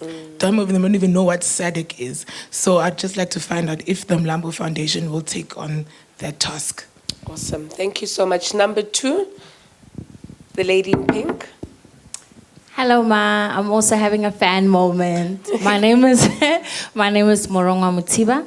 I am the director and founder of Load Vision, which is an IT company that actually focuses on upskilling professionals who have lost, their jobs due to COVID and stuff to become self-sustainable.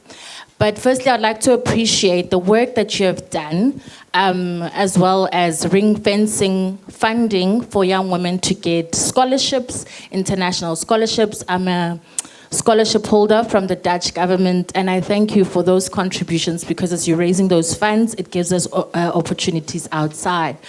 Now, as an activist of the ANC Women's League Young Women's Desk, I want to know from you, Ma, how difficult is it pivoting, from partisan spaces to non-partisan spaces in terms of governance for you? And how have you found yourself being able to navigate that path, to not only stick to partisan or non-partisan roles? Awesome question. Thank you so much for that.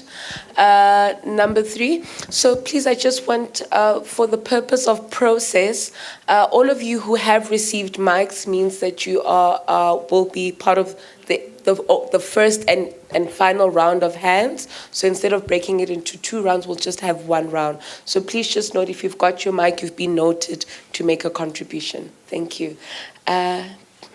Lady with the cat? The Pink Panther, right? Yes. Okay. Good afternoon. Greetings to the Executive Director, Dr. Phumzile Mlambo-Ngcuka, the panelists and all the esteemed guests. My name is Dumelo Sole and I'm 11 years old. Firstly, I would like to congratulate the Executive Director for completing 8 years at the UN Women. This is encouraging to me as a young black girl that anything is possible. The struggle, however, still continues. Young girls are still without sanitary pads. They are still being denied the same opportunities given to boys. And some are still being forced into early marriages. These are but a few of the challenges faced by young girls in South Africa. I would like for the Executive Director to continue fighting for young girls and women by putting pressure on the government to provide decent schools, toilets, and free sanitary ware. By working with government and other sectors to come up with programs to support young girls who have fallen pregnant to come back to school. I would like to be involved in some of the solutions mentioned above. Thank you for the opportunity to contribute. Oh, thank you. Yes, you may.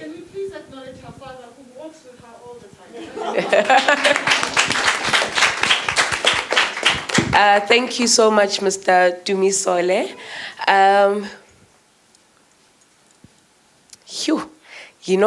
There's a challenge, ne?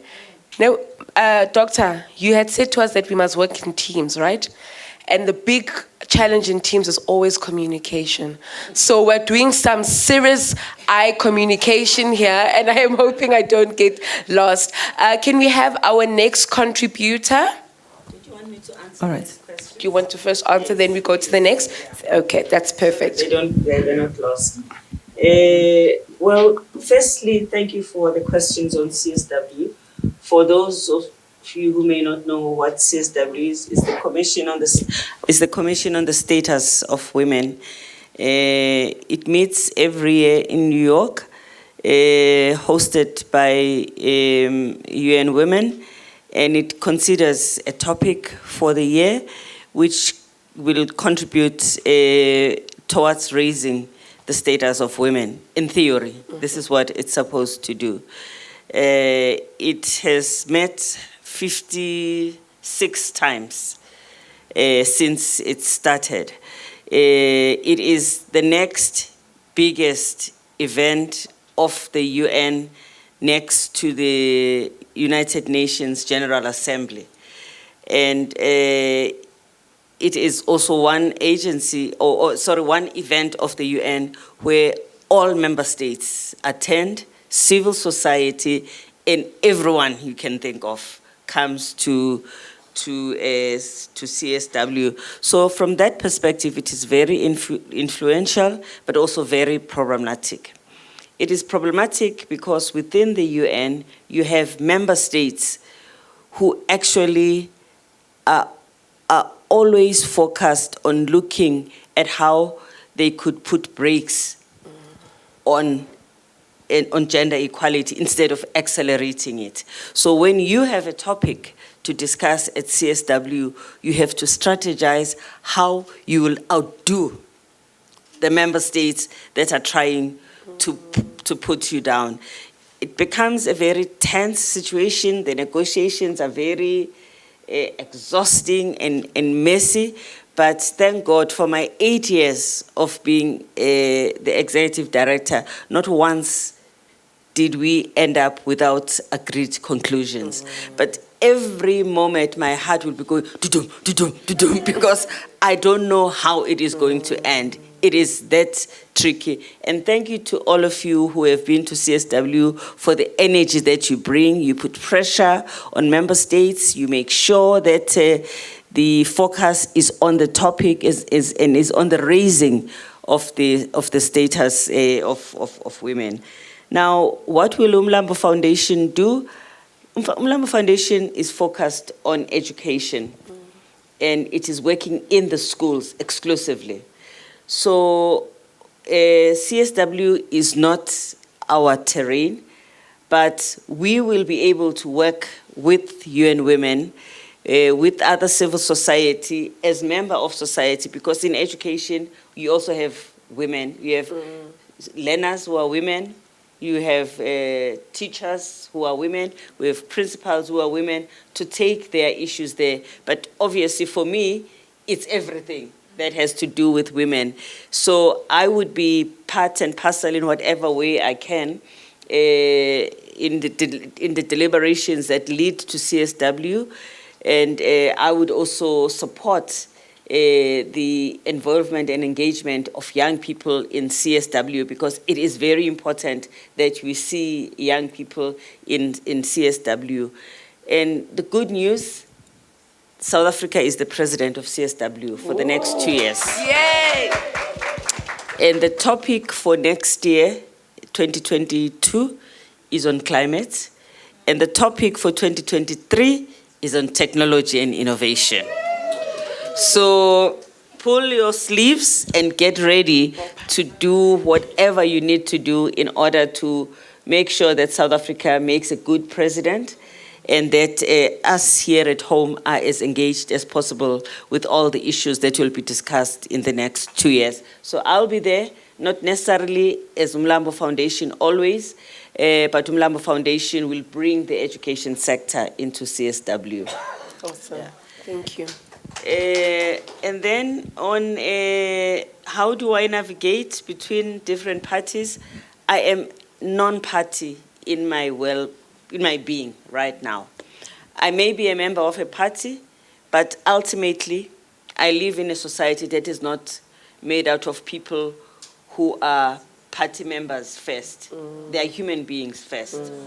So for me, the most important thing is to work with anybody and everybody, no matter where they come from, if they're doing the right thing.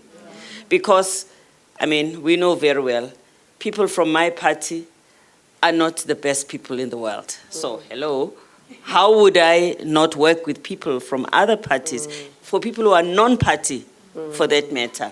So it really has not been very difficult for me. In any way, I work in the United Nations, and in many other spaces where I've worked, you are there to serve the people. You don't stand up, in the work that you do, you don't stand up and say, I am doing this work with young people of this party. If you are a teacher, if you are working on sexual and reproductive rights, if you are working on IT, you just work with people. And let's never forget that, because one of the reasons why our country is in the mess that it is in is this thing of certain people choosing themselves as the most important people who must represent all of us everywhere, even on things they know nothing about. The need for us to appreciate the beauty and talent across the board is important, because it enables us to navigate the space and pick up everybody as we move around and make sure that we recognize and appreciate their worth. So that for me is really not difficult. On the comments rather, really from our 11-year-old star, yeah, the young. All I can say is that I agree with you. And what I loved in what she said is that I also want to be there. You know, girls don't want to be just seen as people who need help. They actually want to do it themselves. They want to support us. And as they would say to me, Mama, we want to come to these platforms of yours to help you because you're so-called. You know? So they bring something that we need. So thank you for leading us and for being the girl that you are. Thank you. So our last round, please. I'm only going to give those to those who are noted. So we only have 2. So 1 and 2. All right, sanibonani. Igama lami ngingu-Alutha Umbane, intombi yesigodi engawuthwala 9 months. I am a transgender woman, and I think you would guess my question will be aligned with regards to generation equality and how, or is there interventions that are going to be including gender diverse and transgender women. I've been looking at most of the presentation, and to be quite honest, I don't feel like we have been represented in those spaces with regards to our existence and sexual and reproductive health. That's the first question, because, and I like the fact that you are going to be making interventions in school, because we find that in our communities, a lot of us are dropping out, because number one, the school environment is not conducive. The policies that are in place by the governing body are exclusive, and that does not include transgender and intersex women, because we are also women. Also, the other question would be, as part of tackling equality, I can see that the focus is pretty much on young people. I also run a production company, which is called Alutha Umbane Productions, which we have a talk show which kind of looks at mental health and issues that women are facing when we break it down. And then after the show, we normally recommend those people to psychologists. My biggest question is that how are you going to support women from the older generation, because they are part and parcel of the problem indirectly, because they indirectly reinforce patriarchy and everything that they have learned. So in as much as there has been strides from NGOs, and there will continue to be strides, we look up to our mothers as role models, but they themselves are experiencing a lot of personality disorders and traumas to an extent that they indirectly pass them onto us. What other psychosocial impacts or interventions do you have in place so that we can then, because it's good that we can be empowered. But we're still going back to our homes where if we then fight against these injustices, we are told that we are being disrespectful. So how can we disrespect our elders? So my question is, what are the interventions for psychosocial assistance, particularly for abantu omama bethu abahlukumezeke ngale ndlela? And also, what are the interventions for trans and intersex women out there? Thank you. Thank you for that. Our last question. Thank you, Dr. Phumzile Mlambo-Ngcuka. My name is Sandra Kumalo. I'm very excited and honored to be on this platform, and thank you for bringing up this platform. I don't have a question really, but I'm going to share the work that we have done. I'm from an organization called Africa Rehabilitation Research Consultants. It's an organization with people with disability. I know most of the time people say we have projects or we have funds for people with disability, but where are the people with disability? But we are here and we can also speak on our behalf. And I love what you said earlier on, that you need to be part of something. I got involved in an accident in 2005. I wasn't born like this. Then I became paralyzed. And then 2 years after accepting what had happened to me, I thought to myself, I need to become something else than just sitting and going to work. And I need to join sport. And sport, once I got into sport, it changed my whole lifestyle. I accepted myself, I loved myself better, and I felt so much independent. I do everything by myself. So I really love that when you brought it up, because I'm a very good example of that I changed my mindset altogether. And okay, just to cut everything short, as part of this program, what we're doing, we're working with another organization called Her Voice. And we provide adolescent girls and young women with disability resource packages containing PPE, masks, sanitary products, and informal resources on gender-based violence and COVID-19. That's to answer the little girl's question. She mentioned something about sanitary pads. But at the moment, we are focusing on schools with special kids with disabilities. Because most of the time, they are left out. Or we have mothers that still believe that we lock our kids in houses because they are disabled. Do not do that, because you are probably locking someone who is going to be a president one day, someone that is going to look after you. I have 2 girls. I'm a mother, and I work, and I do sport, professional. I do rowing for South Africa.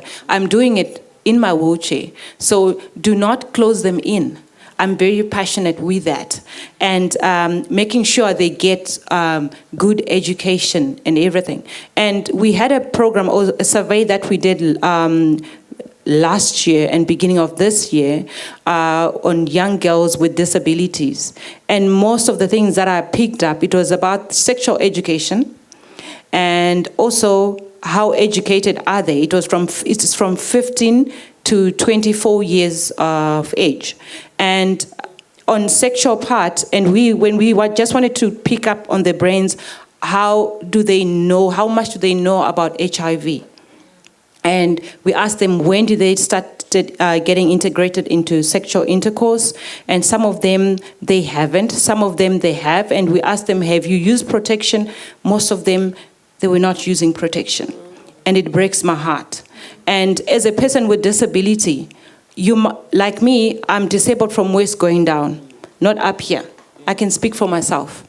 Nothing has changed. I believe when you are seated, you cannot change the way that you live because you're sitting. You can still bath yourself, brush your teeth, do everything seated. That's me. I do that. That's also everyone else with disability. So I have questions. Most of the people, they've asked me, oh, who did this for you? Who did your hair? Who did your makeup? Who put your shoes on? Or how do you do this? The moment we see a person with disability, already we have so many questions. It's fine. Ask us. We're able to answer. It's just that we need anything that any other woman or any other girl needs, any other girl child needs. Same as those girls. in the schools. And most of them, they had to drop out from the schools that they were at after being disabled. Some were not born like that. Some had an accident or something happened. They became disabled through a disease. And they go back to the schools. They cannot go back to the schools because that school cannot accommodate them. So imagine how devastating that child, traumatized that child is, and how devastating it is to that child, because you are used to your certain circle and now you have to be taken out of that circle to another school. I remember when I went for my rehab, it was not easy to face other people with disability. It was so new and I was devastated. I was not understanding what was going on with me. I was in denial. I was locking up in the room, myself in that room. It was a private rehab Milmed in Pretoria. And after a few days going to the gym, seeing the psychologist and the physiotherapist, we became friends. And I got myself comfortable with other guys, but it was not easy. So I can imagine with the young girls, I was 21 years of age then when it happened, 2005. But imagine these young girls that they're being taken out from their circle environment that they are used to, having to go somewhere else because this school does not accommodate a person with disability. So my dream and what I see, what I would like is every school, can it please accommodate kids with disability?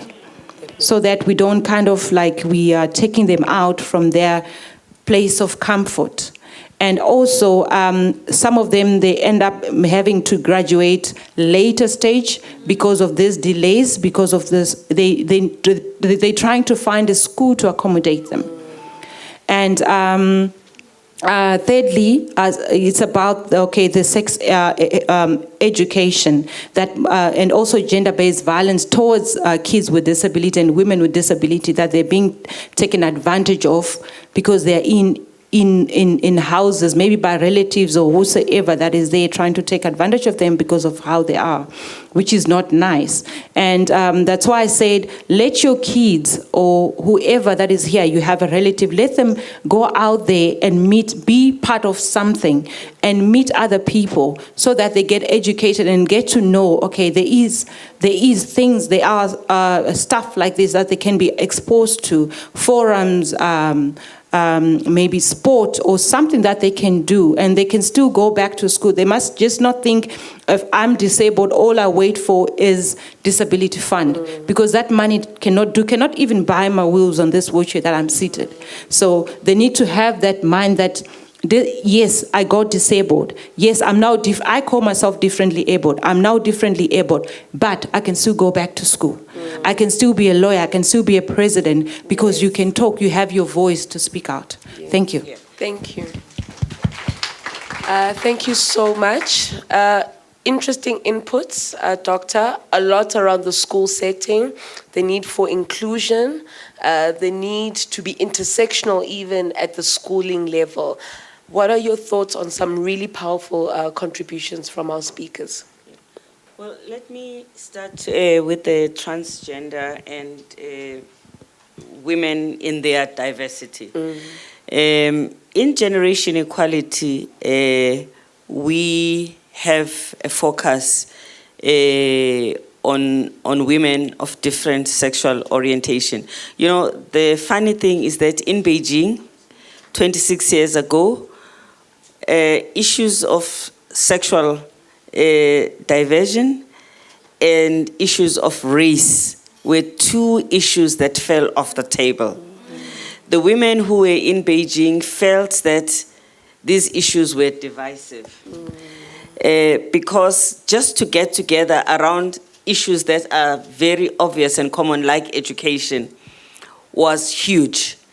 And when they got into the difficult issues where women had to take a stand, they were like, I mean, it was so bad that they left Beijing without discussing these issues. And especially because also many delegations were actually led by men to go to Beijing. So in the interim years, we have been desperate to make sure that we integrate the issues. And we were able to formally put that on the table in Generation Equality.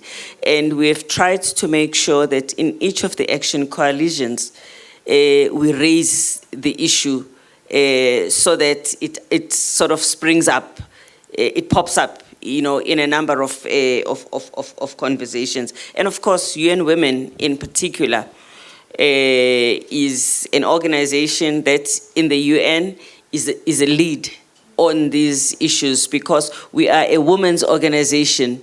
Whatever the issues of the women are, whatever their sexual orientation, their home is UN Women. There is no way we would discriminate in UN Women. We can still do much more. Obviously, we can make women more visible, and that is why we need people like you to be there to say, this train must move. It must not be stand still. But thank you for highlighting that. And then the issue of mental health, which is the next pandemic, if you like. It's going to hit all of us. Our mothers, you are right, have got a big baggage that they are carrying, and sometimes they just don't know who to talk to. They are also worried about their own children.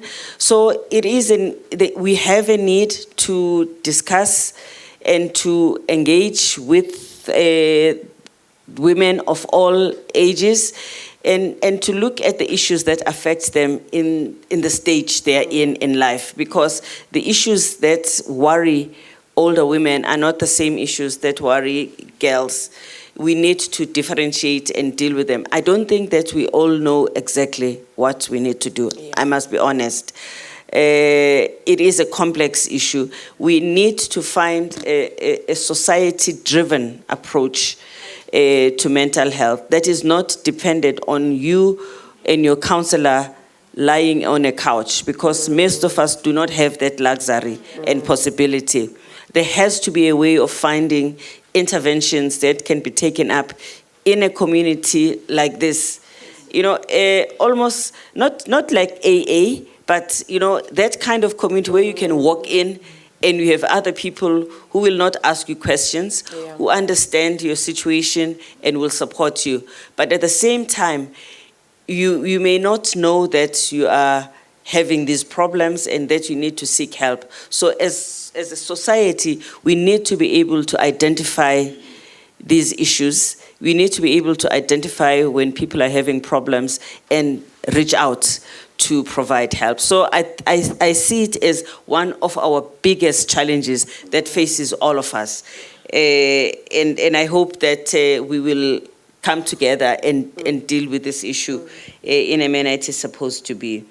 On the issue of disability, thank you for raising this issue. Of course, it is not a question, but I just want to add on your on what you've said about knowing that when someone is disabled, it does not mean that they cannot be a lawyer, a doctor, an engineer, a whatever career.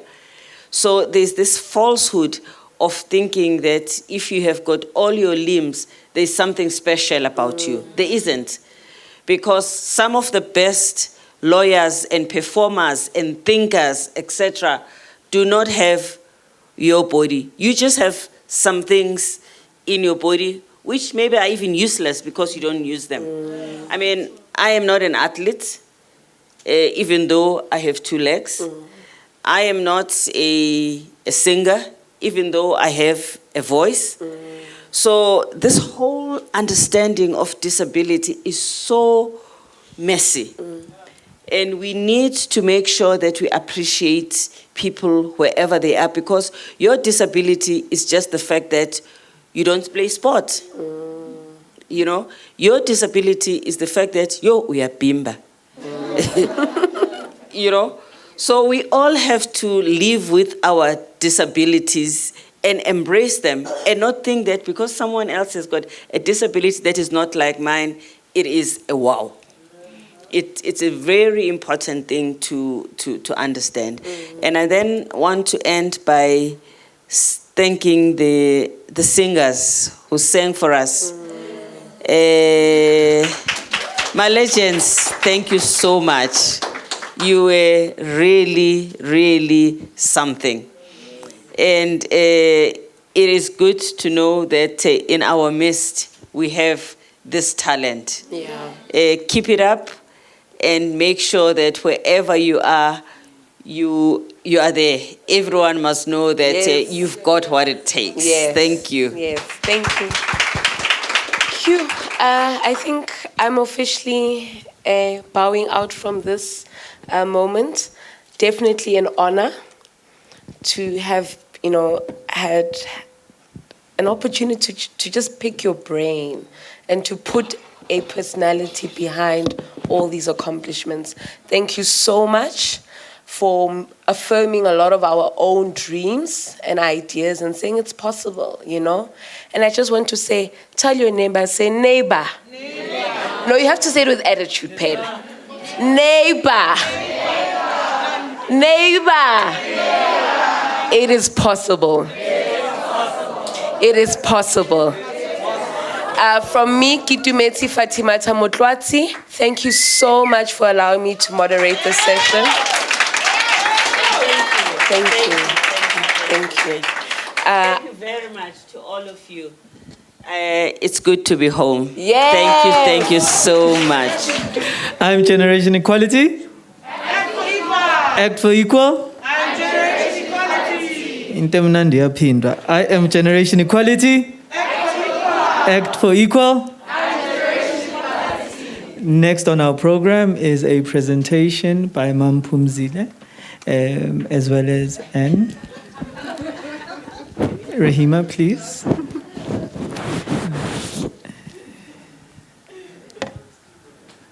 Mark, could you please stand up and join Anne?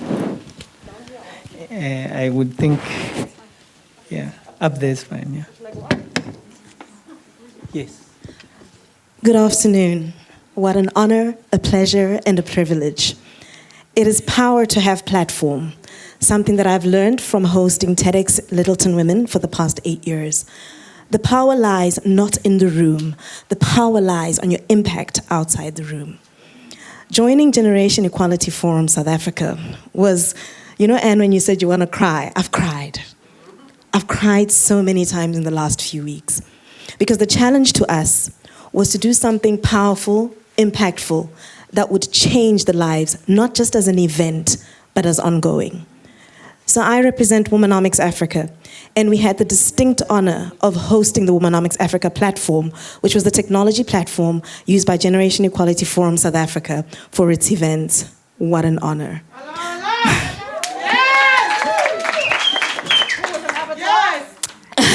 Exactly. Anne was there all the time. She's like, I want to play with the avatars.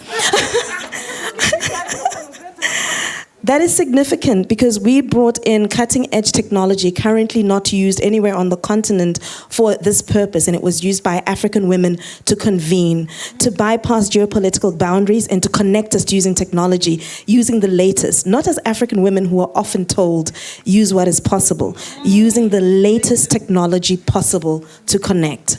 That is power. But we were given another challenge, and that was in participating in the action coalitions.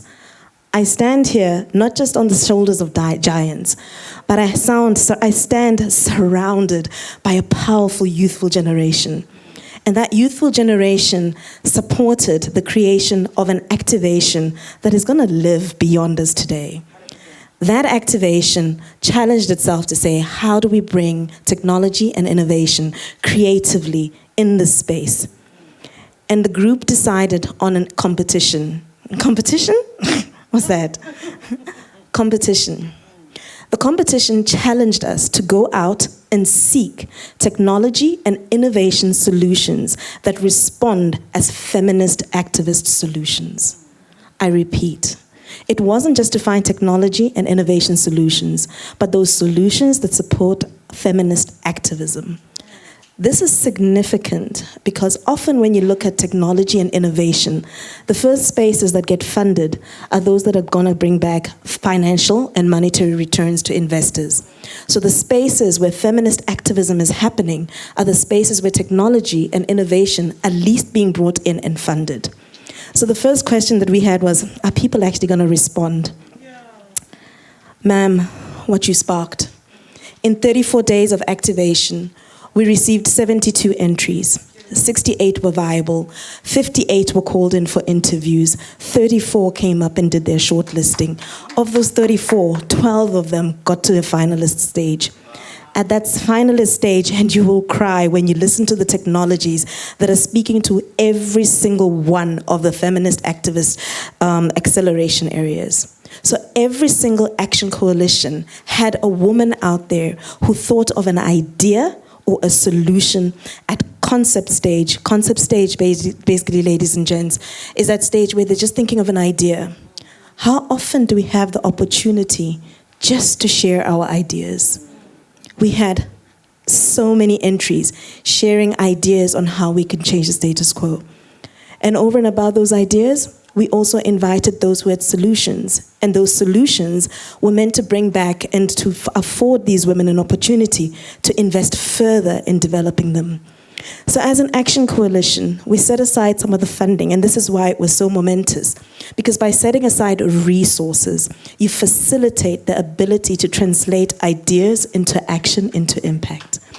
That translation of ideas into impact allowed us to set aside a prize of 100,000 rand. Can you? I know as an entrepreneur, it doesn't sound like a lot. It's a lot of money when you're starting out with an idea whose time has come. When you're starting out with an idea where people are not believing in it. I know we've been working on technology solution for the last 12 years. I'm not talking theory. Feminist technologies are not invested in. So that 100,000 rand was split up into 25,000 rand for each category winner, and a further 10,000 rand for second prize, and 5,000 rand for the third prize. Ma'am, we were challenged not just to have a competition, but to have multi-sector participation. By virtue of having those 12 finalists in a room with judges who were from the private sector and public sector, we were able to, in one day, within 2 hours, have the judges standing up and adding and pledging their commitments to taking this further. We had, from System Logic CEO Audrey Mutupi, a further 20,000 rand added to the prize pool. Guys, we had 100,000 rand, we had 120,000 rand. I get excited for every cent because it is so hard to come by. And over above that, the winners were then further given 4 to 6 weeks incubation by System Logic. But it didn't stop there. In the room, we had representatives from CEDA who have offered all 12 finalists incubation program for the next year. This is over 600,000 rand. This activation makes me cry, not because we are standing and we're having an event, but we are activating movement that is going to take us for the next 5 years. And it is your thoughts, your actions that made this possible. We are just that agents of change. We thank you. Today, ladies and gents, I'm very conscious of the contracting of time because I also like the mic. Ne? Contracting of time, we've asked Sis Anne and yourself to please support us. Not all the winners and participants were here, but it would be great for them to have a picture of their winnings, and for those who are available to take their prizes to actually stand up and be counted, because the world's got to know that feminist technologies are here, they're relevant, and they're going to change the world. So first up, I'm going to ask for us to receive the winner in the category Let Her Start. Company name, Mteto. And this Let Her Start solution is basically a search engine, a mobile technology in a space that supports gender-based violence and bodily autonomy and sexual reproductive rights. So ladies are coming up with solutions that are going to create safer spaces, solutions that are actually going to make a difference in tackling gender-based violence. And this is the activation. And ladies and gentlemen, the winner of this category, Advocate Thando Gumede. You're supposed to go up there also. Morongwa, can the check go to the honorables so that they can present it to her? Photo op, darling. I'd like to highlight that the ladies giving the checks, we also did something unique. The ladies handing out the checks and the certificates, congratulations.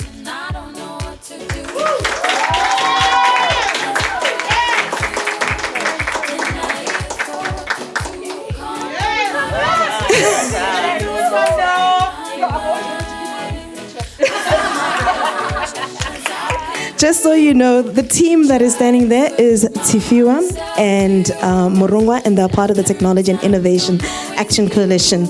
We did something else that was unique, is that we brought on board deliberately not just young people, but we also brought on interns. So this journey was driven by volunteers and interns, fully capacitating the youth in its activation. And for that,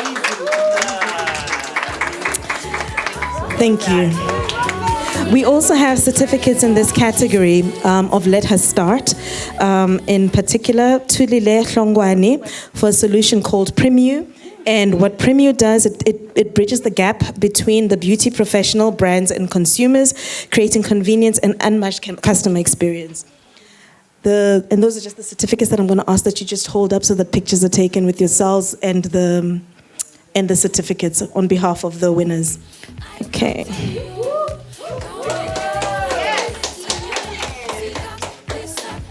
The second winner that is the solution that is up there was from Kwakanya Tetwa, and her solution is called FemConnect. I'm saying these so that you can go and look up these actual solutions that have been thought of. It's a safe space that actually combats gender-based violence and economic justice and rights. Safe space will be a space where women can upload and save any form of evidence, be it videos, pictures, voice recordings, etc. So this allows us to create that body of evidence that can be used in trials. The significance of this is the ability to take these solutions on and get the kind of support that can either support the legislative environment or the victims as well to be able to combat gender-based violence. That's the significance of these solutions. Thank you. Our next winner is in the category which is Let Her Grow. Let Her Grow is basically the category of winners who had already thought up of a solution and can actually scale it up a little bit more. We had judges from the private sector, as I said, and the public sector, and they evaluated this. And the solution for Let Her Grow is Asonele Kotu, and her solution. Sorry, I did it the wrong way. Her solution is FemConnect. And FemConnect is the one that supports bodily autonomy and sexual reproductive rights. It provides technology for easier access to women's health products and sexual reproductive and health rights services. They support disadvantaged girls with sanitary products and period poverty support initiatives. Ladies and gentlemen, Asanela Gotu.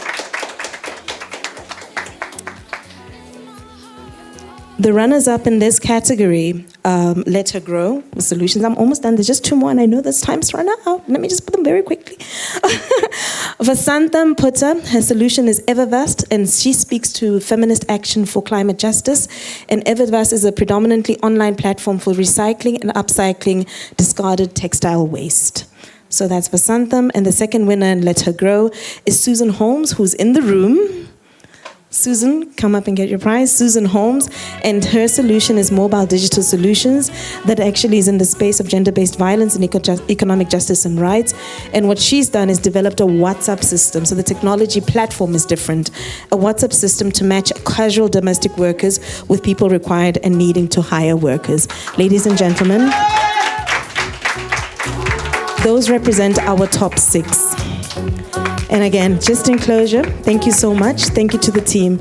We are only able to do this through the support of others and the support of the multi-stakeholder action coalition partners. And I guess for us, it's a call to action.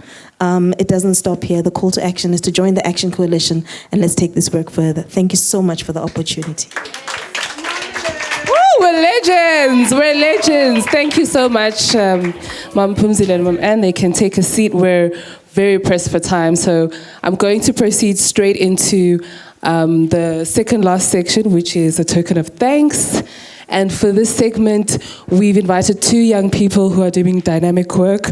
I'm just going to quickly introduce them as they come up. Chichi Chikwado is a 16-year-old grade 11 student who is a representative in her high school of the Black Women's Caucus organization. And some of the issues that they are tackling there are teenage pregnancy, bullying, and LGBTI issues within the community. And then I'd like to call up Boitumelo. Boitumelo is doing great work in her own right. She is the founder of an NPO called A Second Chance, working with homeless young women and youth to provide solutions. She's also the co-founder of Break the Silence, which is an anti-GBV movement. And she's a self-published author. Her book is called My Voice Matters, and it's a children's book that has been inspired by the 20,000 women who marched in 1956. So because Mam Phumzile has already taken a seat, we're going to present the gifts to her while she's sitting there. So we're going to start with you, Chichi, with Mam Phumzile. You can go ahead. I'd like us to just give a round of applause as the pictures are being taken. Hello, Chichi. So we look in that direction for the pictures. Every day, I wanna wear a smile upon my face. Legendary stuff. No, but seriously, Chichi is going to be one of the legends, right? Right? Next up, Boitumelo.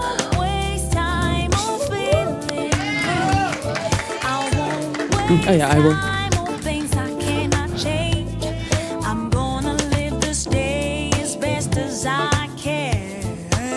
All of those legendary smiles, legendary stuff.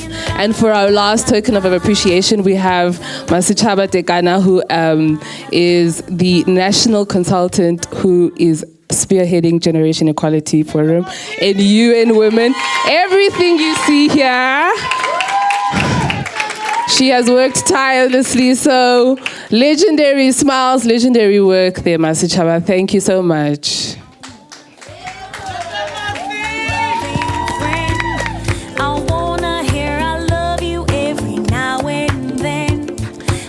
Right, and we're going straight into our closing remarks. Mayor Maulusi will give us our closing remarks, and then right after that, we'll move into refreshments. So I'd just like to direct you, as soon as she finishes the closing remarks, there are ushers who are going to usher you to where we're going to receive refreshments. Please don't wander around, because in terms of protocol for COVID, there is another function coming here, so we want to handle the transition very smoothly. Please, the ushers are in black. Please allow them to guide you. Mayor Maulusi. Okay, so I turned 40 and all of a sudden came Memoir Lucy. Oh my God. Like, do you not see this color? Do you not see all of these things? But anyway, thank you. Mam Phumzile, this for me is a total full circle moment. I could go into the history of it, but I will keep the jokes coming. So when one comes home in our culture, the fattest cow is slaughtered. There's no hint to why I'm standing here. I am not the cow. I promise you. But I will say, as a young woman who was once in the YWCA, who was actually the youth president for quite a while, Mam Phumzile, can you imagine those two ladies who in 1855 came up with the idea of YWCA?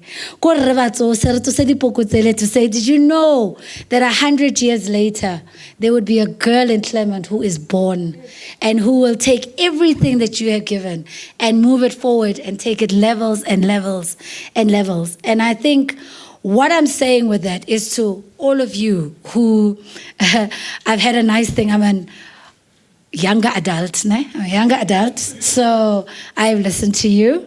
And like Ma, we went the NGO route and then government. So you hear all of these spikes as they come. But that's not a problem. I think what I hope you have all learned from what everybody has said is you're going to do it together. You're going to do it with others, right? And others are those that you are going to lift as you climb, which is the South African YWCA slogan, lift as you climb, links up with Mam Charlotte Matleke as well, right? But not only are you going to lift as you climb, you're going to keep the door open because others must come in. But at the beginning of this, Anne asked the question, what are the lessons? And I'm trying to speak as fast as I can. My mouth is the fastest part of me, so let me... Do it with others. Do it with others. You are not alone. I will tell you why this is a full circle moment. There were many, long time ago, ma'am, when you were still at Visachi Street, you were working with Onika, and I came up to Pretoria because we had to start a YWCA branch. And in between running and minister and deputy president, you would have moments. So when you're starting the branch, it's like, you must sit here, and when she comes, you must follow her. And I was frustrated because, as young women, you get it. You looking at these organizations like, they're not moving. So at that moment with YWCA, we were still making tea and doing other things. And we're like, but you said Mam Phumzile went to Geneva. Why am I making tea? Like, why am I the youngest person? And you kept saying to me, so you start with the small lessons. You have learned to be comfortable with older ladies. And that's actually been a bit of a curse. You should see my friend groups. I go to 60th birthday parties. But that's another story. But there is more to be done together. Not together as young people, not together as men, but together. And together with all of the experiences that you have carried. I have said to you, we have come full circle. Oh, Mam Phumzile's mother had caregivers. And then there was also, I think if I'm correct, there was also something with young people with disabilities. I stand to you today as a mother of twin boys on the autism spectrum. So all of these issues come together. You're never one thing. You're never just transgender. But the young thing is expiring, unfortunately. But you're never one thing. You're all of those things. Then you lead by example. You lead by example with humility and your thank yous and your pleases. But you lead by example that even when you've been in the fire, because heaven knows we know Mam Phumzile was in the fire, you keep going. There's never one thing. If you are doing a show and the show doesn't work, you move on to the next thing. You take your lessons, you move forward, because as long as you are here in Afrikaans, they say, "Jy moet maar wikkel." Keep it moving. Keep it moving because all that you have learned does matter. Never forget your people. Yes, she has gone. So in 1981, when she went to Geneva, I see they say the wedding didn't happen. Then you ended up going to Geneva. And most of us would be like standing at the aisle and the wedding didn't happen because of political reasons. But most people let moments like that change their lives without keeping it moving. Yes, you've been in New York and at the UN, but I don't think we as South Africa have had a moment to miss you. Because even when I joined in the YWCA, whether we were in Kenya or Senegal, everybody would be saying, "Do you know our Phumzile?" When you talk to Mam Mandisa there at Ilita Lavantu, you have been there for everything. When Mam Voyo Mahlati left, so you keep moving, but you never let go who you are and where you come from in the most simplest of ways. I can't let go of the legend. Be the legend, be the agent, be the change. And being the change is not easy. You're going to grow out of it. You're going to have kids, you're going to have husbands, you're going to have parents who stress, you're going to have a lot of things. But stick to your niche, identify your niche, perfect it, and keep learning. Ma sat here today and she kept learning from you, from us, and that is the lesson. Kitumetse doesn't know it all. Mkolisi is here. None of us, we're all learning and we're moving forward. And of course, my favorite is that at the center of feminism is the spectrum. Okay, now I'm an autism mother, so spectrum is everything, which means it's everybody included. When I'm talking as Khomoza, I should be able to speak and make sense and resonate with the one who feels and has the least, or else it doesn't matter. Events like this, beautiful, great moments, but they are not everything. It is pitching up at schools, at your RCLs, get your parents on the SGBs. That's where we need to be, because that is where change is made. And then the big question I heard across today was, what is the best practice of implementation? Now, I ain't no ED, right? But I think what I have learned from your life and from many other women who have come before us is do it. do it. You see, we can sit and we can plan and we can strategize. But until we do it, we are going nowhere. Because you must start. You must start and you must fall and you must go again. And you must start and you must fall and you must go again. That's the only way we're going to move it forward. So, yes, Ma. So I'm going to wrap this up and thank you. I thank you from all of the women through whose mouths I have heard your name. There's Mama there from the YWCA, who helped me way back in 2003. There was Mam Brigalia, there was Mam Khesi, Mama Hoslo, there was Mam Nyarazai, who, when the YWCA came to Africa for the first time, was so excited because you know the beauty of going somewhere and people are like, are you this person's child? Do you know this person? And I want you specifically as South African young people to know what that feels like. To walk through this world and have people who keep reminding you the amazing people that you come from. You can't tell me you're going to quit after that. You're not allowed to. You have to go. So Ma, I'm going to say to you, what nobody else in the world gets to say but us, the South Africans. Let me hope my pronunciation. In Swahili, it says, Tuna jivunia wewe. In Shona, it's Tino Dada Nemi. Kastswana ke re motlotlo ka wena, because you're ours. Re motlotlo ka wena, re khantsha ka wena. I'll even dip and go, sikhinga ngawe ma. Totally. We're extremely proud. But more than being proud and speaking the words, we are continuing on your path. Because the nice thing about being a glitter girl is you pour it everywhere. It makes a mess everywhere, but it keeps shining. So thank you. Welcome home.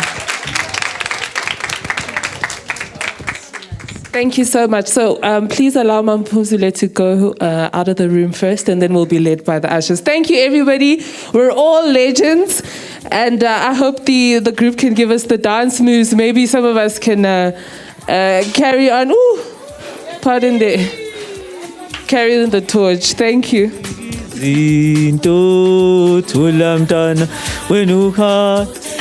Come on, guys.